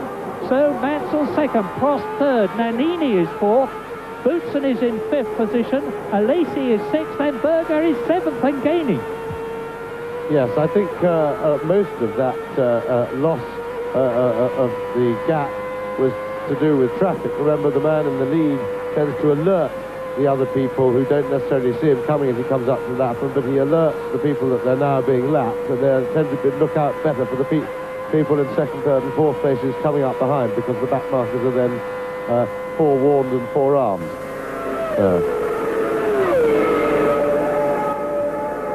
Senna being politely allowed through by Griard. And he'll want all the help he can get, because also, but I do feel that Senna is right on the limit now, and only able to hold the gap with the Ferraris. In fact, they're edging closer even when they get clear laps. So it would look as if Senna is beginning to struggle a little bit for grip, but having said that, the Ferraris have performed absolutely fabulously in race trim for their drivers. I think the drivers were pretty unhappy with, certainly Prost, with the qualifying performance. We watch Senna now. Let's look at his car. Let's have a look at the tyres to see if we can see any signs of overuse and abuse. But all 4 tyres look all right to me there, and he's still able to lap quickly enough to keep that gap when he's got a clear road. Right, James, you keep watching the tyres. You're the expert. Here's the news.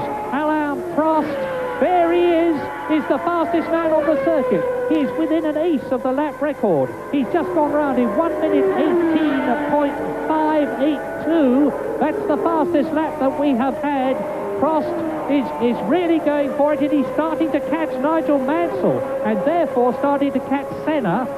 There we are, 118.582, 202.5 kilometres average around the circuit, and there's Mansell. There is Prost. That's the battle for second that's developing now. Alain Prost has got Nigel Mansell in his sights.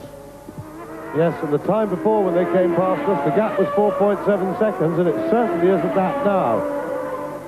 So, and what's more, there seems to be no tyre problem for Prost and Mansell, because with Prost's time still coming down as the field load lightens, that can only be if everything else on the chassis is working to perfection.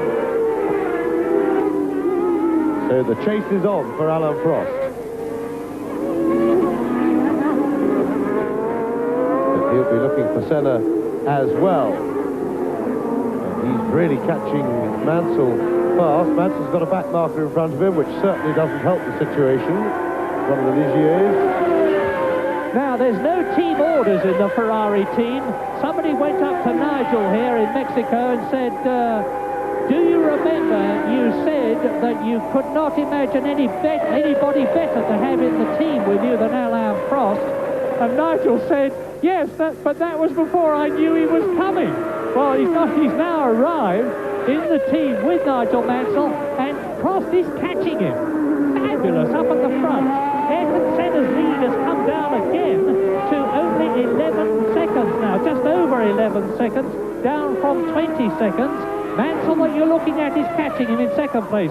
Prost that you're looking at is catching Mansell. It's still Nannini fourth, Boots and fifth. Up into sixth place has come Berger.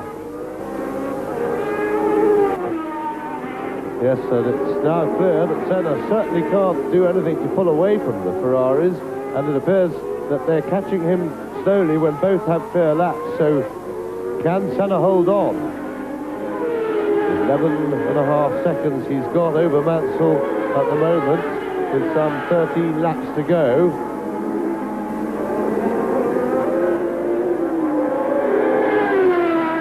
And that's Gerhard, well known already in his short Formula 1 career for getting in the way and holding people up, and that's allowed Prost to come right onto Mansell's tail, and Mansell will not be at all pleased with Olivier Gerhard for that performance. He's getting a serious reputation for it, more for blocking than for any ability to drive on it.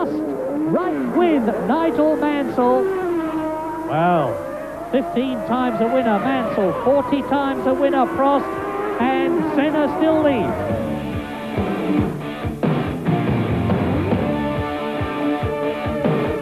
Campeão em exercício e, de qualquer modo, não só por isso, também porque Senna já lá vai na classificação do Mundial, o Prost precisa recuperar pontos.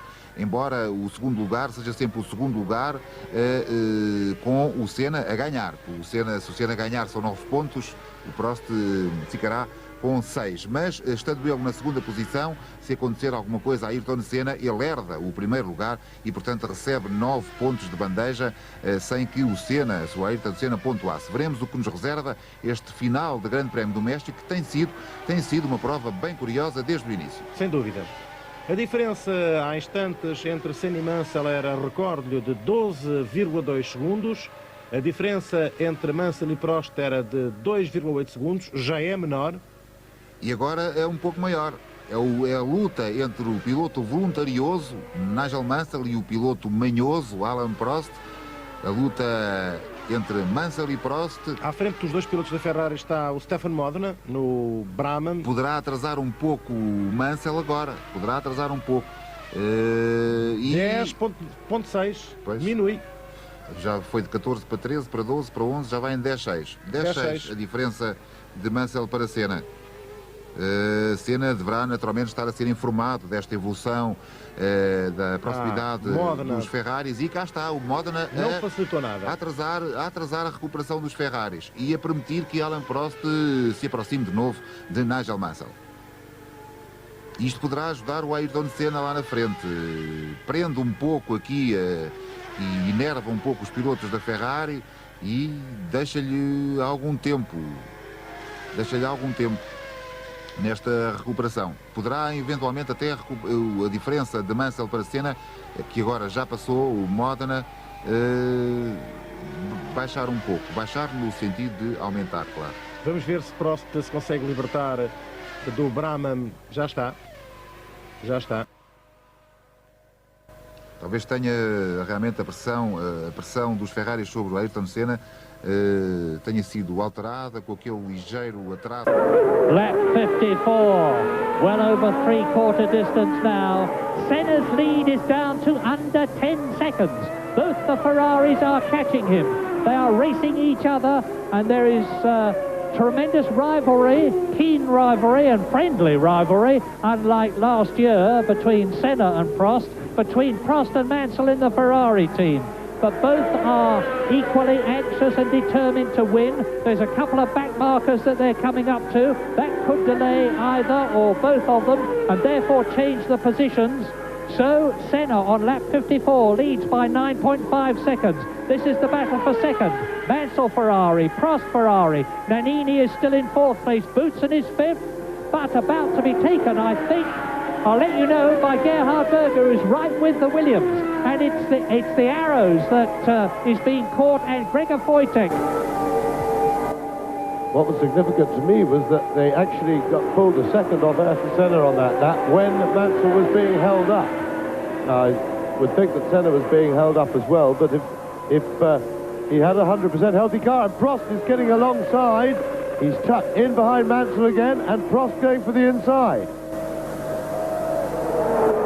And Alain Prost takes his teammate. That was a bit hard on Mansell. He was a little bit tied in the traffic. So, they swapped places, the two Ferraris, very evenly matched, and still 9.5 seconds behind Ayrton Senna. Yes, actually, I just took a check there. It was down to under 9 seconds now, and you can see that Prost has got air, and plenty of it, between himself and Mansell. Race order on lap 55 in this 69-lap race, with Prost Ferrari and Mansell Ferrari catching Senna, and Berger is gaining on all of them. Berger is the fastest man on the course. He is in 5th position now because it is Senna leading. Now under 9 seconds ahead of Prost in second place. There he is with the distinctive yellow flashes on the front and rear of the grid and the start and finish line. Mansell, and down comes the gap again. 7 seconds. We are indeed, I think, going to be... I wonder if Senna has got a tyre problem, because we know Berger went in early and Senna is still out there on his original tyres.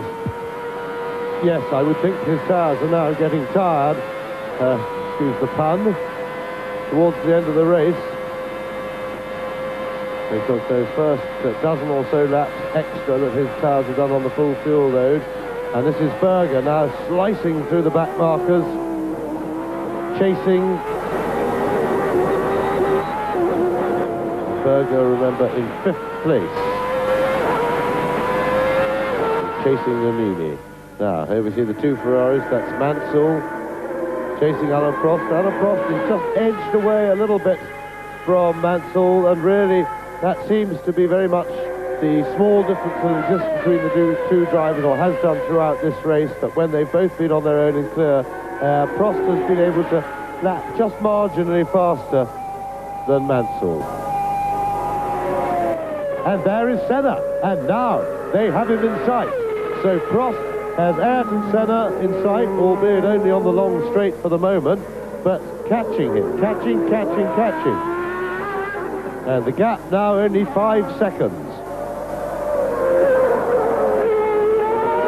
Now let's just look at Senna and see if we can see. The tyres all look clean. There doesn't appear to be any graining on the tread, which you can see with the naked eye.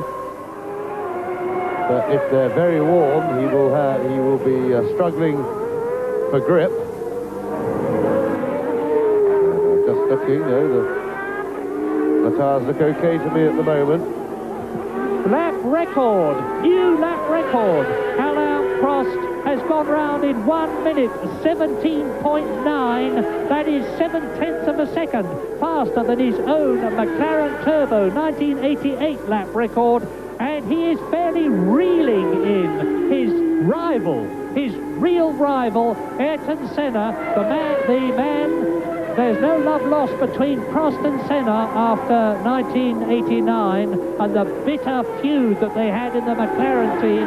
And Prost now knows that the only man ahead of him is Senna and that he could win, because it's now down to under 4 seconds, well under 4 seconds, and Berger is flying through the field.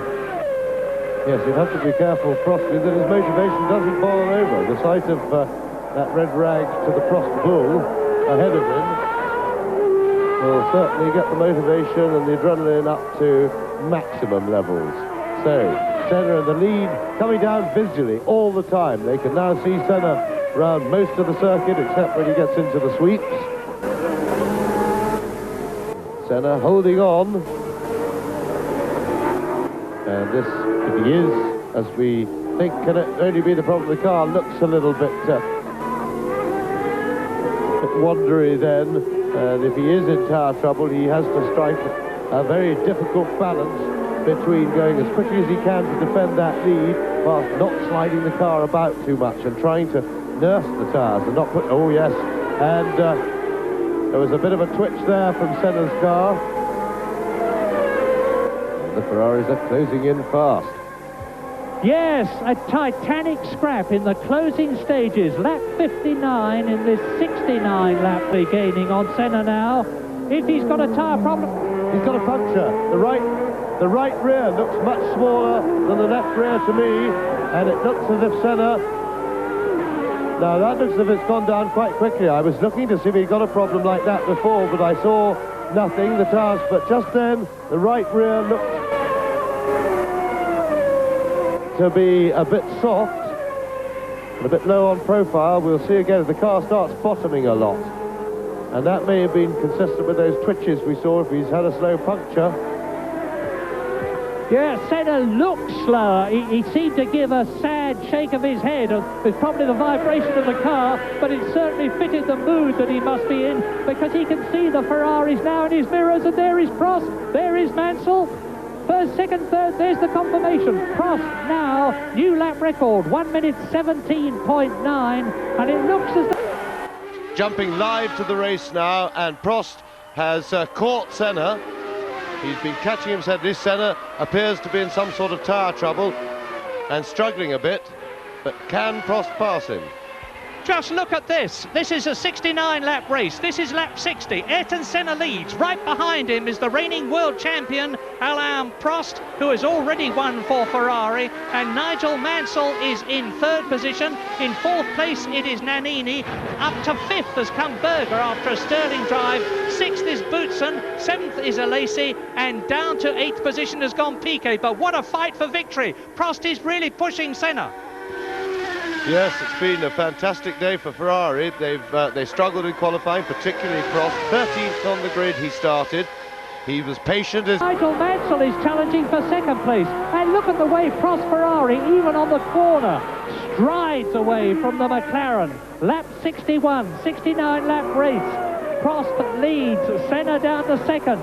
This is the first time this season, apart from Phoenix at the beginning when Alesi did it, that Senna has been passed fair and square with no argument about the car or driver, and Prost, his rival, is the man who has done it, and Ferrari leads in Mexico. Is Ferrari soon to be second in Mexico?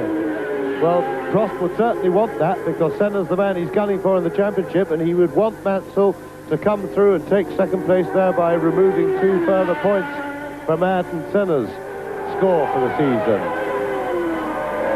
I think Mansell probably knows he's in trouble.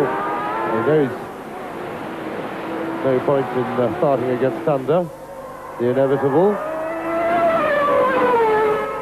So, Ferrari 1 and 2, and Senna definitely struggling. Yes, I don't know if you saw it, but he actually waved Mansell by. His right hand came off the steering wheel, and he waved to Mansell to pass on the right. Not that Nigel needed any invitation to do so. Now, Nigel has been caught and passed by Prost. Can he do a last-minute charge and try to catch his teammate? And he needs to, because Berger is gaining. Yeah, well, I'm sure, knowing the man that he is, that Mansell's going to try, but at the same time, having seen throughout the race that Prost could be able to get through, and he'll be pleased about that. gives him a little bit of a cushion, a little buffer. Remember, Mansell has still got to find his way round the Minardi. And Senna has really dropped back there. Is Senna in the background? Ayrton Senna obviously in trouble now.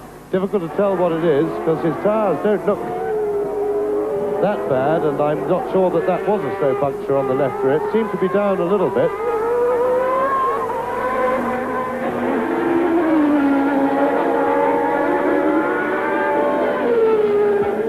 Well, Prost now has got the Mexican Grand Prix by the throat, and he's not going to let go. On his way to victory 41.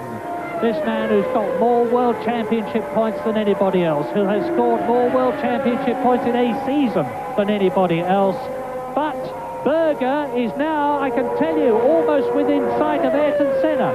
Senna is touring by his standards, still going very quick indeed. Prost has got the comfortable cushion, really, that he requires at this stage. But I'm sure Mansell will be giving it everything he's got to try and stay with his teammate. And Mansell's spun. Mansell's made a mistake. What has he done? Now, can he get going again? Well, that's fantastic that his reverse gear works, because Ferrari, with their 7-speed automatic gearbox, has got the only functional reverse gear that I remember ever seeing working in a Formula 1 car, or certainly at this stage of the race. And funny enough, that helped Mansell last year, that he had the functional reverse, albeit in an odd way in the pits when he shouldn't have reversed. That cost him then, but this time it was a positive help. And look at that! That's a McLaren. Now, is it Berger or is it Senna?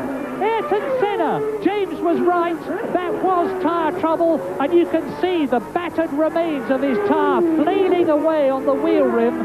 And Senna, typically, is not going to give in. This reminds me of Gilles Villeneuve in the Ferrari. Where was it? In Holland years ago, except that it was a left rear with him, and it was car number 27. And Senna is trying to come in for a new wheel and tyre. Yes, he's got a long way to go. They'll do a lot of damage, that flailing tyre. You could see him watching it very carefully in the mirror then, and looking to see just what the damage was. But Mansell lost a lot of time with that spin, and Berger isn't so far behind him. Prost with a comfortable lead, and is Mansell a bit slippery on the tyres? Certainly going off the road won't have helped. You lose grip on the tyres when they pick up dirt because they're hot, and then that dirt, that was passing Senna there. Prost going through, Senna still trying to limp back to the pits. Because third is Senna's teammate Gerhard Berger, fourth is Nannini, fifth is Boutsen, sixth is Alesi. John Alesi in the Tyrrell V8 is in sixth position and in the points yet again. Another brilliant drive. Prost, Mansell, Berger in third position, Nannini is fourth, Boutsen is in fifth position, Alesi is in sixth place. Still ahead of Piquet, who you remember came in for tyres, 7th. Donnelly is in 8th position. Patrese is 9th. And Warwick is 11th. And the leader, Alain Prost, has lapped everybody up to the 10th position man, Derek Warwick. My apologies. Well, there is the master, 3 times world champion, Alain Prost, who lives in Switzerland now for tax reasons. And he is up to Derek Warwick ahead of him. In 10th position, that's Warwick in the Lotus Lamborghini, who scored his first point of the season in Canada by finishing in 6th place. Senna into the pits. It hardly seems worth his while to change the tyre and wheel, because he's totally out of the points now, even if you adopt the attitude of the race isn't finished until you see the checkered flag. So, brakes on, that's to stop the rear wheels turning so that the mechanics can change them. But it's all over. Ayrton Senna gets out of his car. No points in the Mexican Grand Prix. And that is going to mean that if Alain Prost stays where he is, he's going to move up. And he's going to be, I think, equal, if Berger stays where he is, in 2nd place.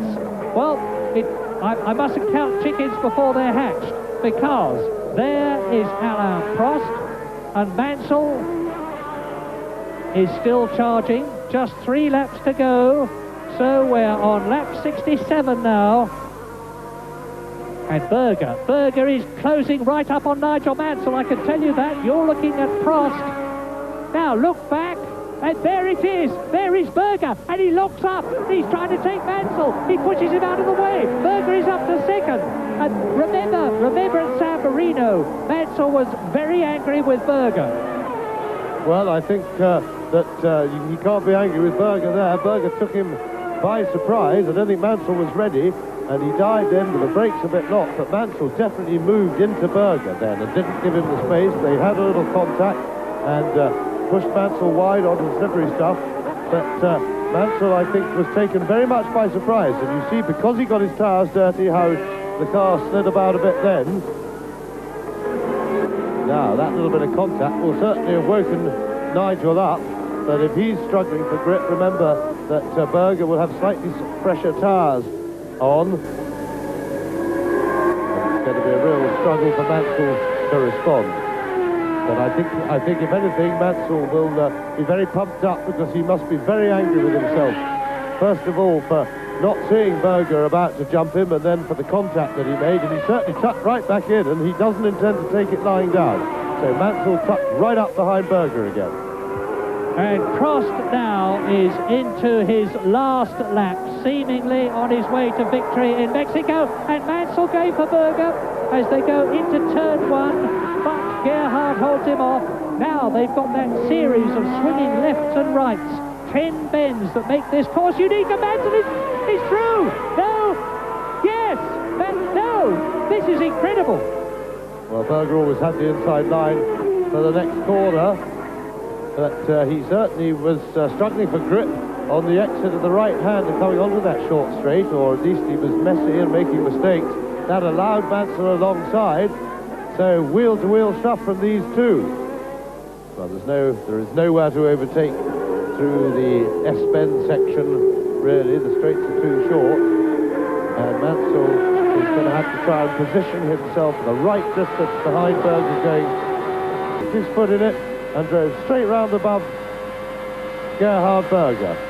So Mansell regains that second place, and tremendous stuff by Mansell will also, of course, have materially helped Alain Prost, because not only is Senna ahead of him in the championship, and he wants Mansell to push the others down the order as much as possible, but so is Berger, and that takes 2 points away from Gerhard Berger, which can only help Alain Prost and, of course, Nigel Mansell.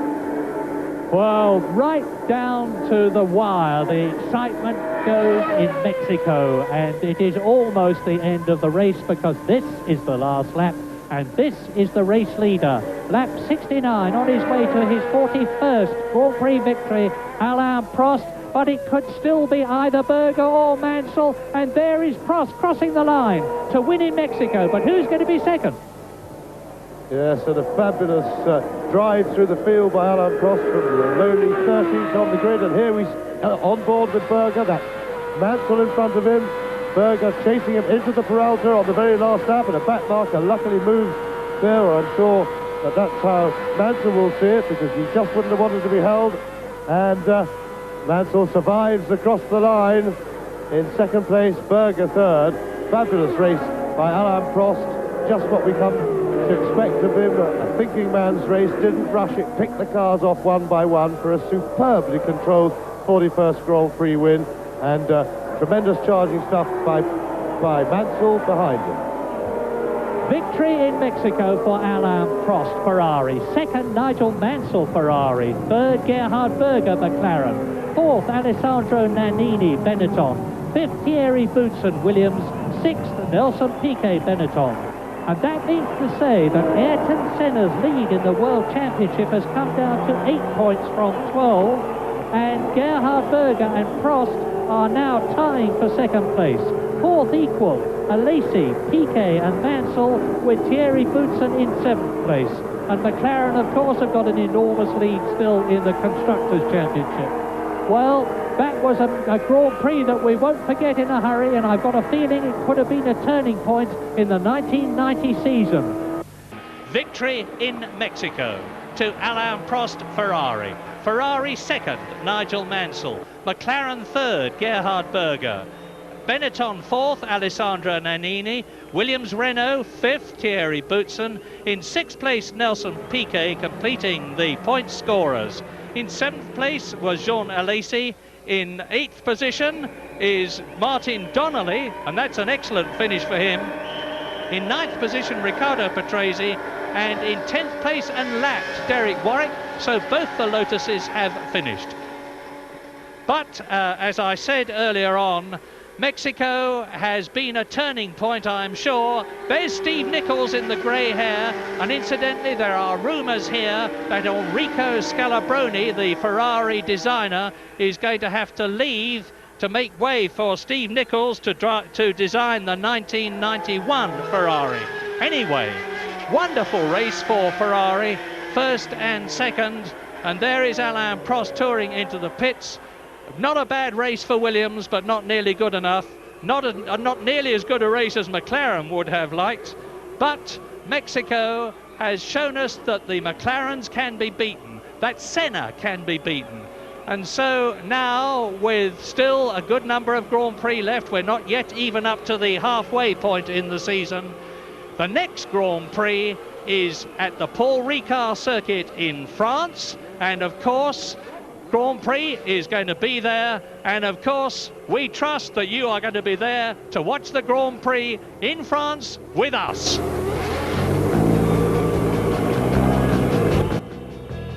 Treasury Fury on Marathon. It's been so exciting, John, hasn't it? Well, it's been a great race, but I'm sure even Mauro Baghetti will feel very happy for Ferrari. How long ago was it that Foggier was the team manager there? It must have been 15 years. The Grand Prix is affectionately known in motor racing terms, Alain Prost. Well, you know, hardly a beat of sweat, and that's the Grand Prix I think will be as sweet as any he's ever experienced. Superb race indeed. Nigel Mansell in second place, his teammate. And let's just do the points because we didn't give them to you before. Senna 31 points. Now tying on second place, it's Berger and Prost both with 23. Mansell up to fourth place in the championship with 13. Piquet also has 30. And Thierry Boutsen, he's sixth with 11. So Senna still on those 31 points and still has a reasonable buffer over Berger and Prost. Well, there you are. Prost taking the water. Gerhard Berger, very hard race from him. Talking to his mechanics, needs more water, John. Yes, both Mansell and Berger look very, very hot indeed. Okay, well, what's coming up next? In 2 weeks' time, we go down to Paul Ricard for the French Grand Prix. That, of course, will be live flag-to-flag coverage of the French Grand Prix at Paul Ricard. Looking forward to that race. This one was a cracker. Hope that one be. Their confirmation of the points. In fact, a mistake up there. Well, there's shot of the pits. Well, it was a super race. We really enjoyed that. Mexico City coming up trumps. From myself, Andrew Marriott, and John Watson, it's goodbye. Join us for the French Grand Prix in 2 weeks' time. Bye now. Nós aguardamos que os pilotos cheguem ao pódio para nos despedirmos deste especial desporto totalmente dedicado ao Grande Prémio do México. Mansell muito aplaudido. Naturalmente que Prost também.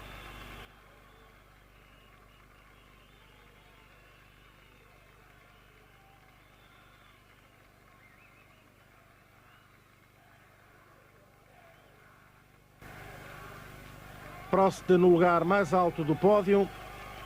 Do seu lado direito, o seu companheiro de equipa, Nigel Mansell. Do outro lado, Gerhard Berger.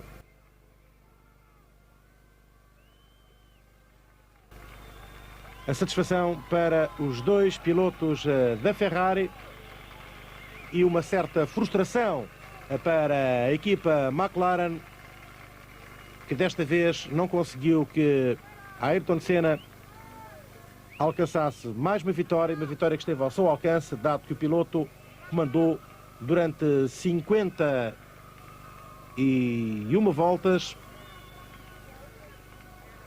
aliás 59 voltas, este Grande Prémio do México. Primeiro lugar que alcançou logo após a primeira volta e depois de um primeiro domínio de Patrese e de Berger. E pronto, chegamos ao final desta transmissão em diferido que efetuamos a partir dos estúdios em Lisboa da RTP. O especial desporto chega assim ao fim. Amanhã voltaremos aqui no canal 2 da RTP com mais uma transmissão do Campeonato do Mundo de Futebol a partir de Itália. Para si, senhor espectador, em meu nome e do Pedro Mariano, agradeço a atenção que nos dispensou. Voltaremos numa próxima oportunidade. Muito boa noite. Grazie Daniele, Ezio, hai qualcos'altro da aggiungere? Sono qui sotto il podio, ovviamente inavvicinabili i tre perché verranno portati adesso a fare le varie interviste di rischio, soprattutto prima di tutto con la televisione messicana, poi con gli altri che sono in lista, quelli che in effetti sono ancora in linea diretta, però noi non ce la faremo perché evidentemente prima che finiscono i messicani, la BBC e la Foca passerà almeno un quarto d'ora, 20 minuti. Stanno fattando in questo momento lo champagne di rito, Mansell non riesce a stappare la bottiglia, adesso ce l'ha fatta, veramente il leone britannico si è visto quest'oggi, veramente eccezionale. Sfogano la tensione tutti e tre. Sì, mi fa piacere rivedere che non è rimasto astio tra Berger e Mansell dopo questo. Adesso vediamo, magari si tira la bottiglia vuota in testa, ma non si... Ecco, sentiamo gli applauditi, gli applausi. Sì, c'è un pubblico qui sotto, guardate, non pensavamo. C'è una bandiera stranissima, questa una bandiera enorme, un lenzuolo Ferrari, che non si era vista prima, è tutta piegata, nuova, si vede che la tenevano ben riposta. Mansell sta cercando di raggiungere la postazione per fare le interviste, Prost ha alcune indicazioni, Mansell ha già buttato il suo berrettino, Prost si volta, saluta la folla risponde con un applauso, i meccanici Ferrari, qualche lacrimuccia spunta, sono tutti piuttosto soddisfatti, contenti, si prevede gran festa questa sera, noi adesso approfitteremo per andare a raccogliere le interviste e poi inviarle via satellite per i telegiornali da parte delle rubriche sportive di domani, ovviamente dato il fuso orario, 8 ore di differenza. Ecco, passare di qui è abbastanza difficile, vedere di nuovo Fiori è inevitabile, ha la coppa in mano, non lo potete vedere, però vi dico che è bellissima, almeno mi sembra bella, ma le coppe quando si vince sono sempre belle e comunque primi e secondi, adesso io spero di poter lavorare con serenità e tranquillità perché la squadra è convinta, la squadra è tranquilla, motivata e tutti stanno tirando nella stessa direzione. Sì, abbiamo due grandissimi piloti, speriamo di far così anche in Francia. Quindi questo Mansell veramente è riuscito ad aggrapparsi con le unghie, con i denti per conquistare questo secondo posto. Beh, senz'altro, perché a 2 giri dalla fine era un po' uscito di strada, è andata bene che non ha perso più di tanto e ha saputo reagire da grande campione. Comunque all'inizio della gara noi eravamo partiti con gomme tenere e sapevamo che arrivavamo in fondo ma non potevamo attaccare subito. Questo è il motivo per cui all'inizio eravamo un po' indietro e questo è anche il motivo per cui loro che sono partiti molto forte forse hanno avuto un po' più di problemi. L'ultima domanda, scusami, ma tutti gli sportivi italiani diranno: Germiani, ma sbrigati, fai la domanda vera, non ci cischiare. Questa Ferrari c'è o non c'è? Ma io avevo detto che noi avremmo potuto vincere anche Monte Carlo e anche Imola, però quando si arriva dietro nessuno ci crede, ma noi sapevamo che il nostro potenziale era quello e qui oggi l'abbiamo dimostrato. Grazie, ci vediamo dopo. Grazie Ezio, grazie a Daniele Audetto, grazie ai telespettatori che ci hanno seguito fino adesso e l'appuntamento con questa grande Ferrari è per l'8 luglio, Gran Premio di Francia, ricomincia il circuito europeo di questo avvincente campionato del mondo di Formula 1. Mario Poltronieri vi saluta e vi ringrazio per averci seguito. At the right time, just as the pundits were predicting another season of McLaren dominance. Second was Mansell, making it a Ferrari 1-2. Afterwards, Prost was tired but happy. After this morning warm-up, I expected to do a good race because I felt that the car was quite good, but I could not expect to win the race, and it was really fantastic for me. The podium celebrations were as vigorous as we've seen all year. For Berger and Mansell, a safer fight than we'd witnessed out on the track. Yeah, I mean, basically, I think we were side by side, and I'd made my mind up that I was just going to go in there flat. Because if we would go both flat out in the corner. And then was again close in the last lap because there was another car slow in front of Nigel. And I saw, okay, now I will try again. But the car moved a little bit inside and I wasn't sure he saw me or not, so it was too dangerous to stay flat out. So I lifted a little bit too and it was not enough.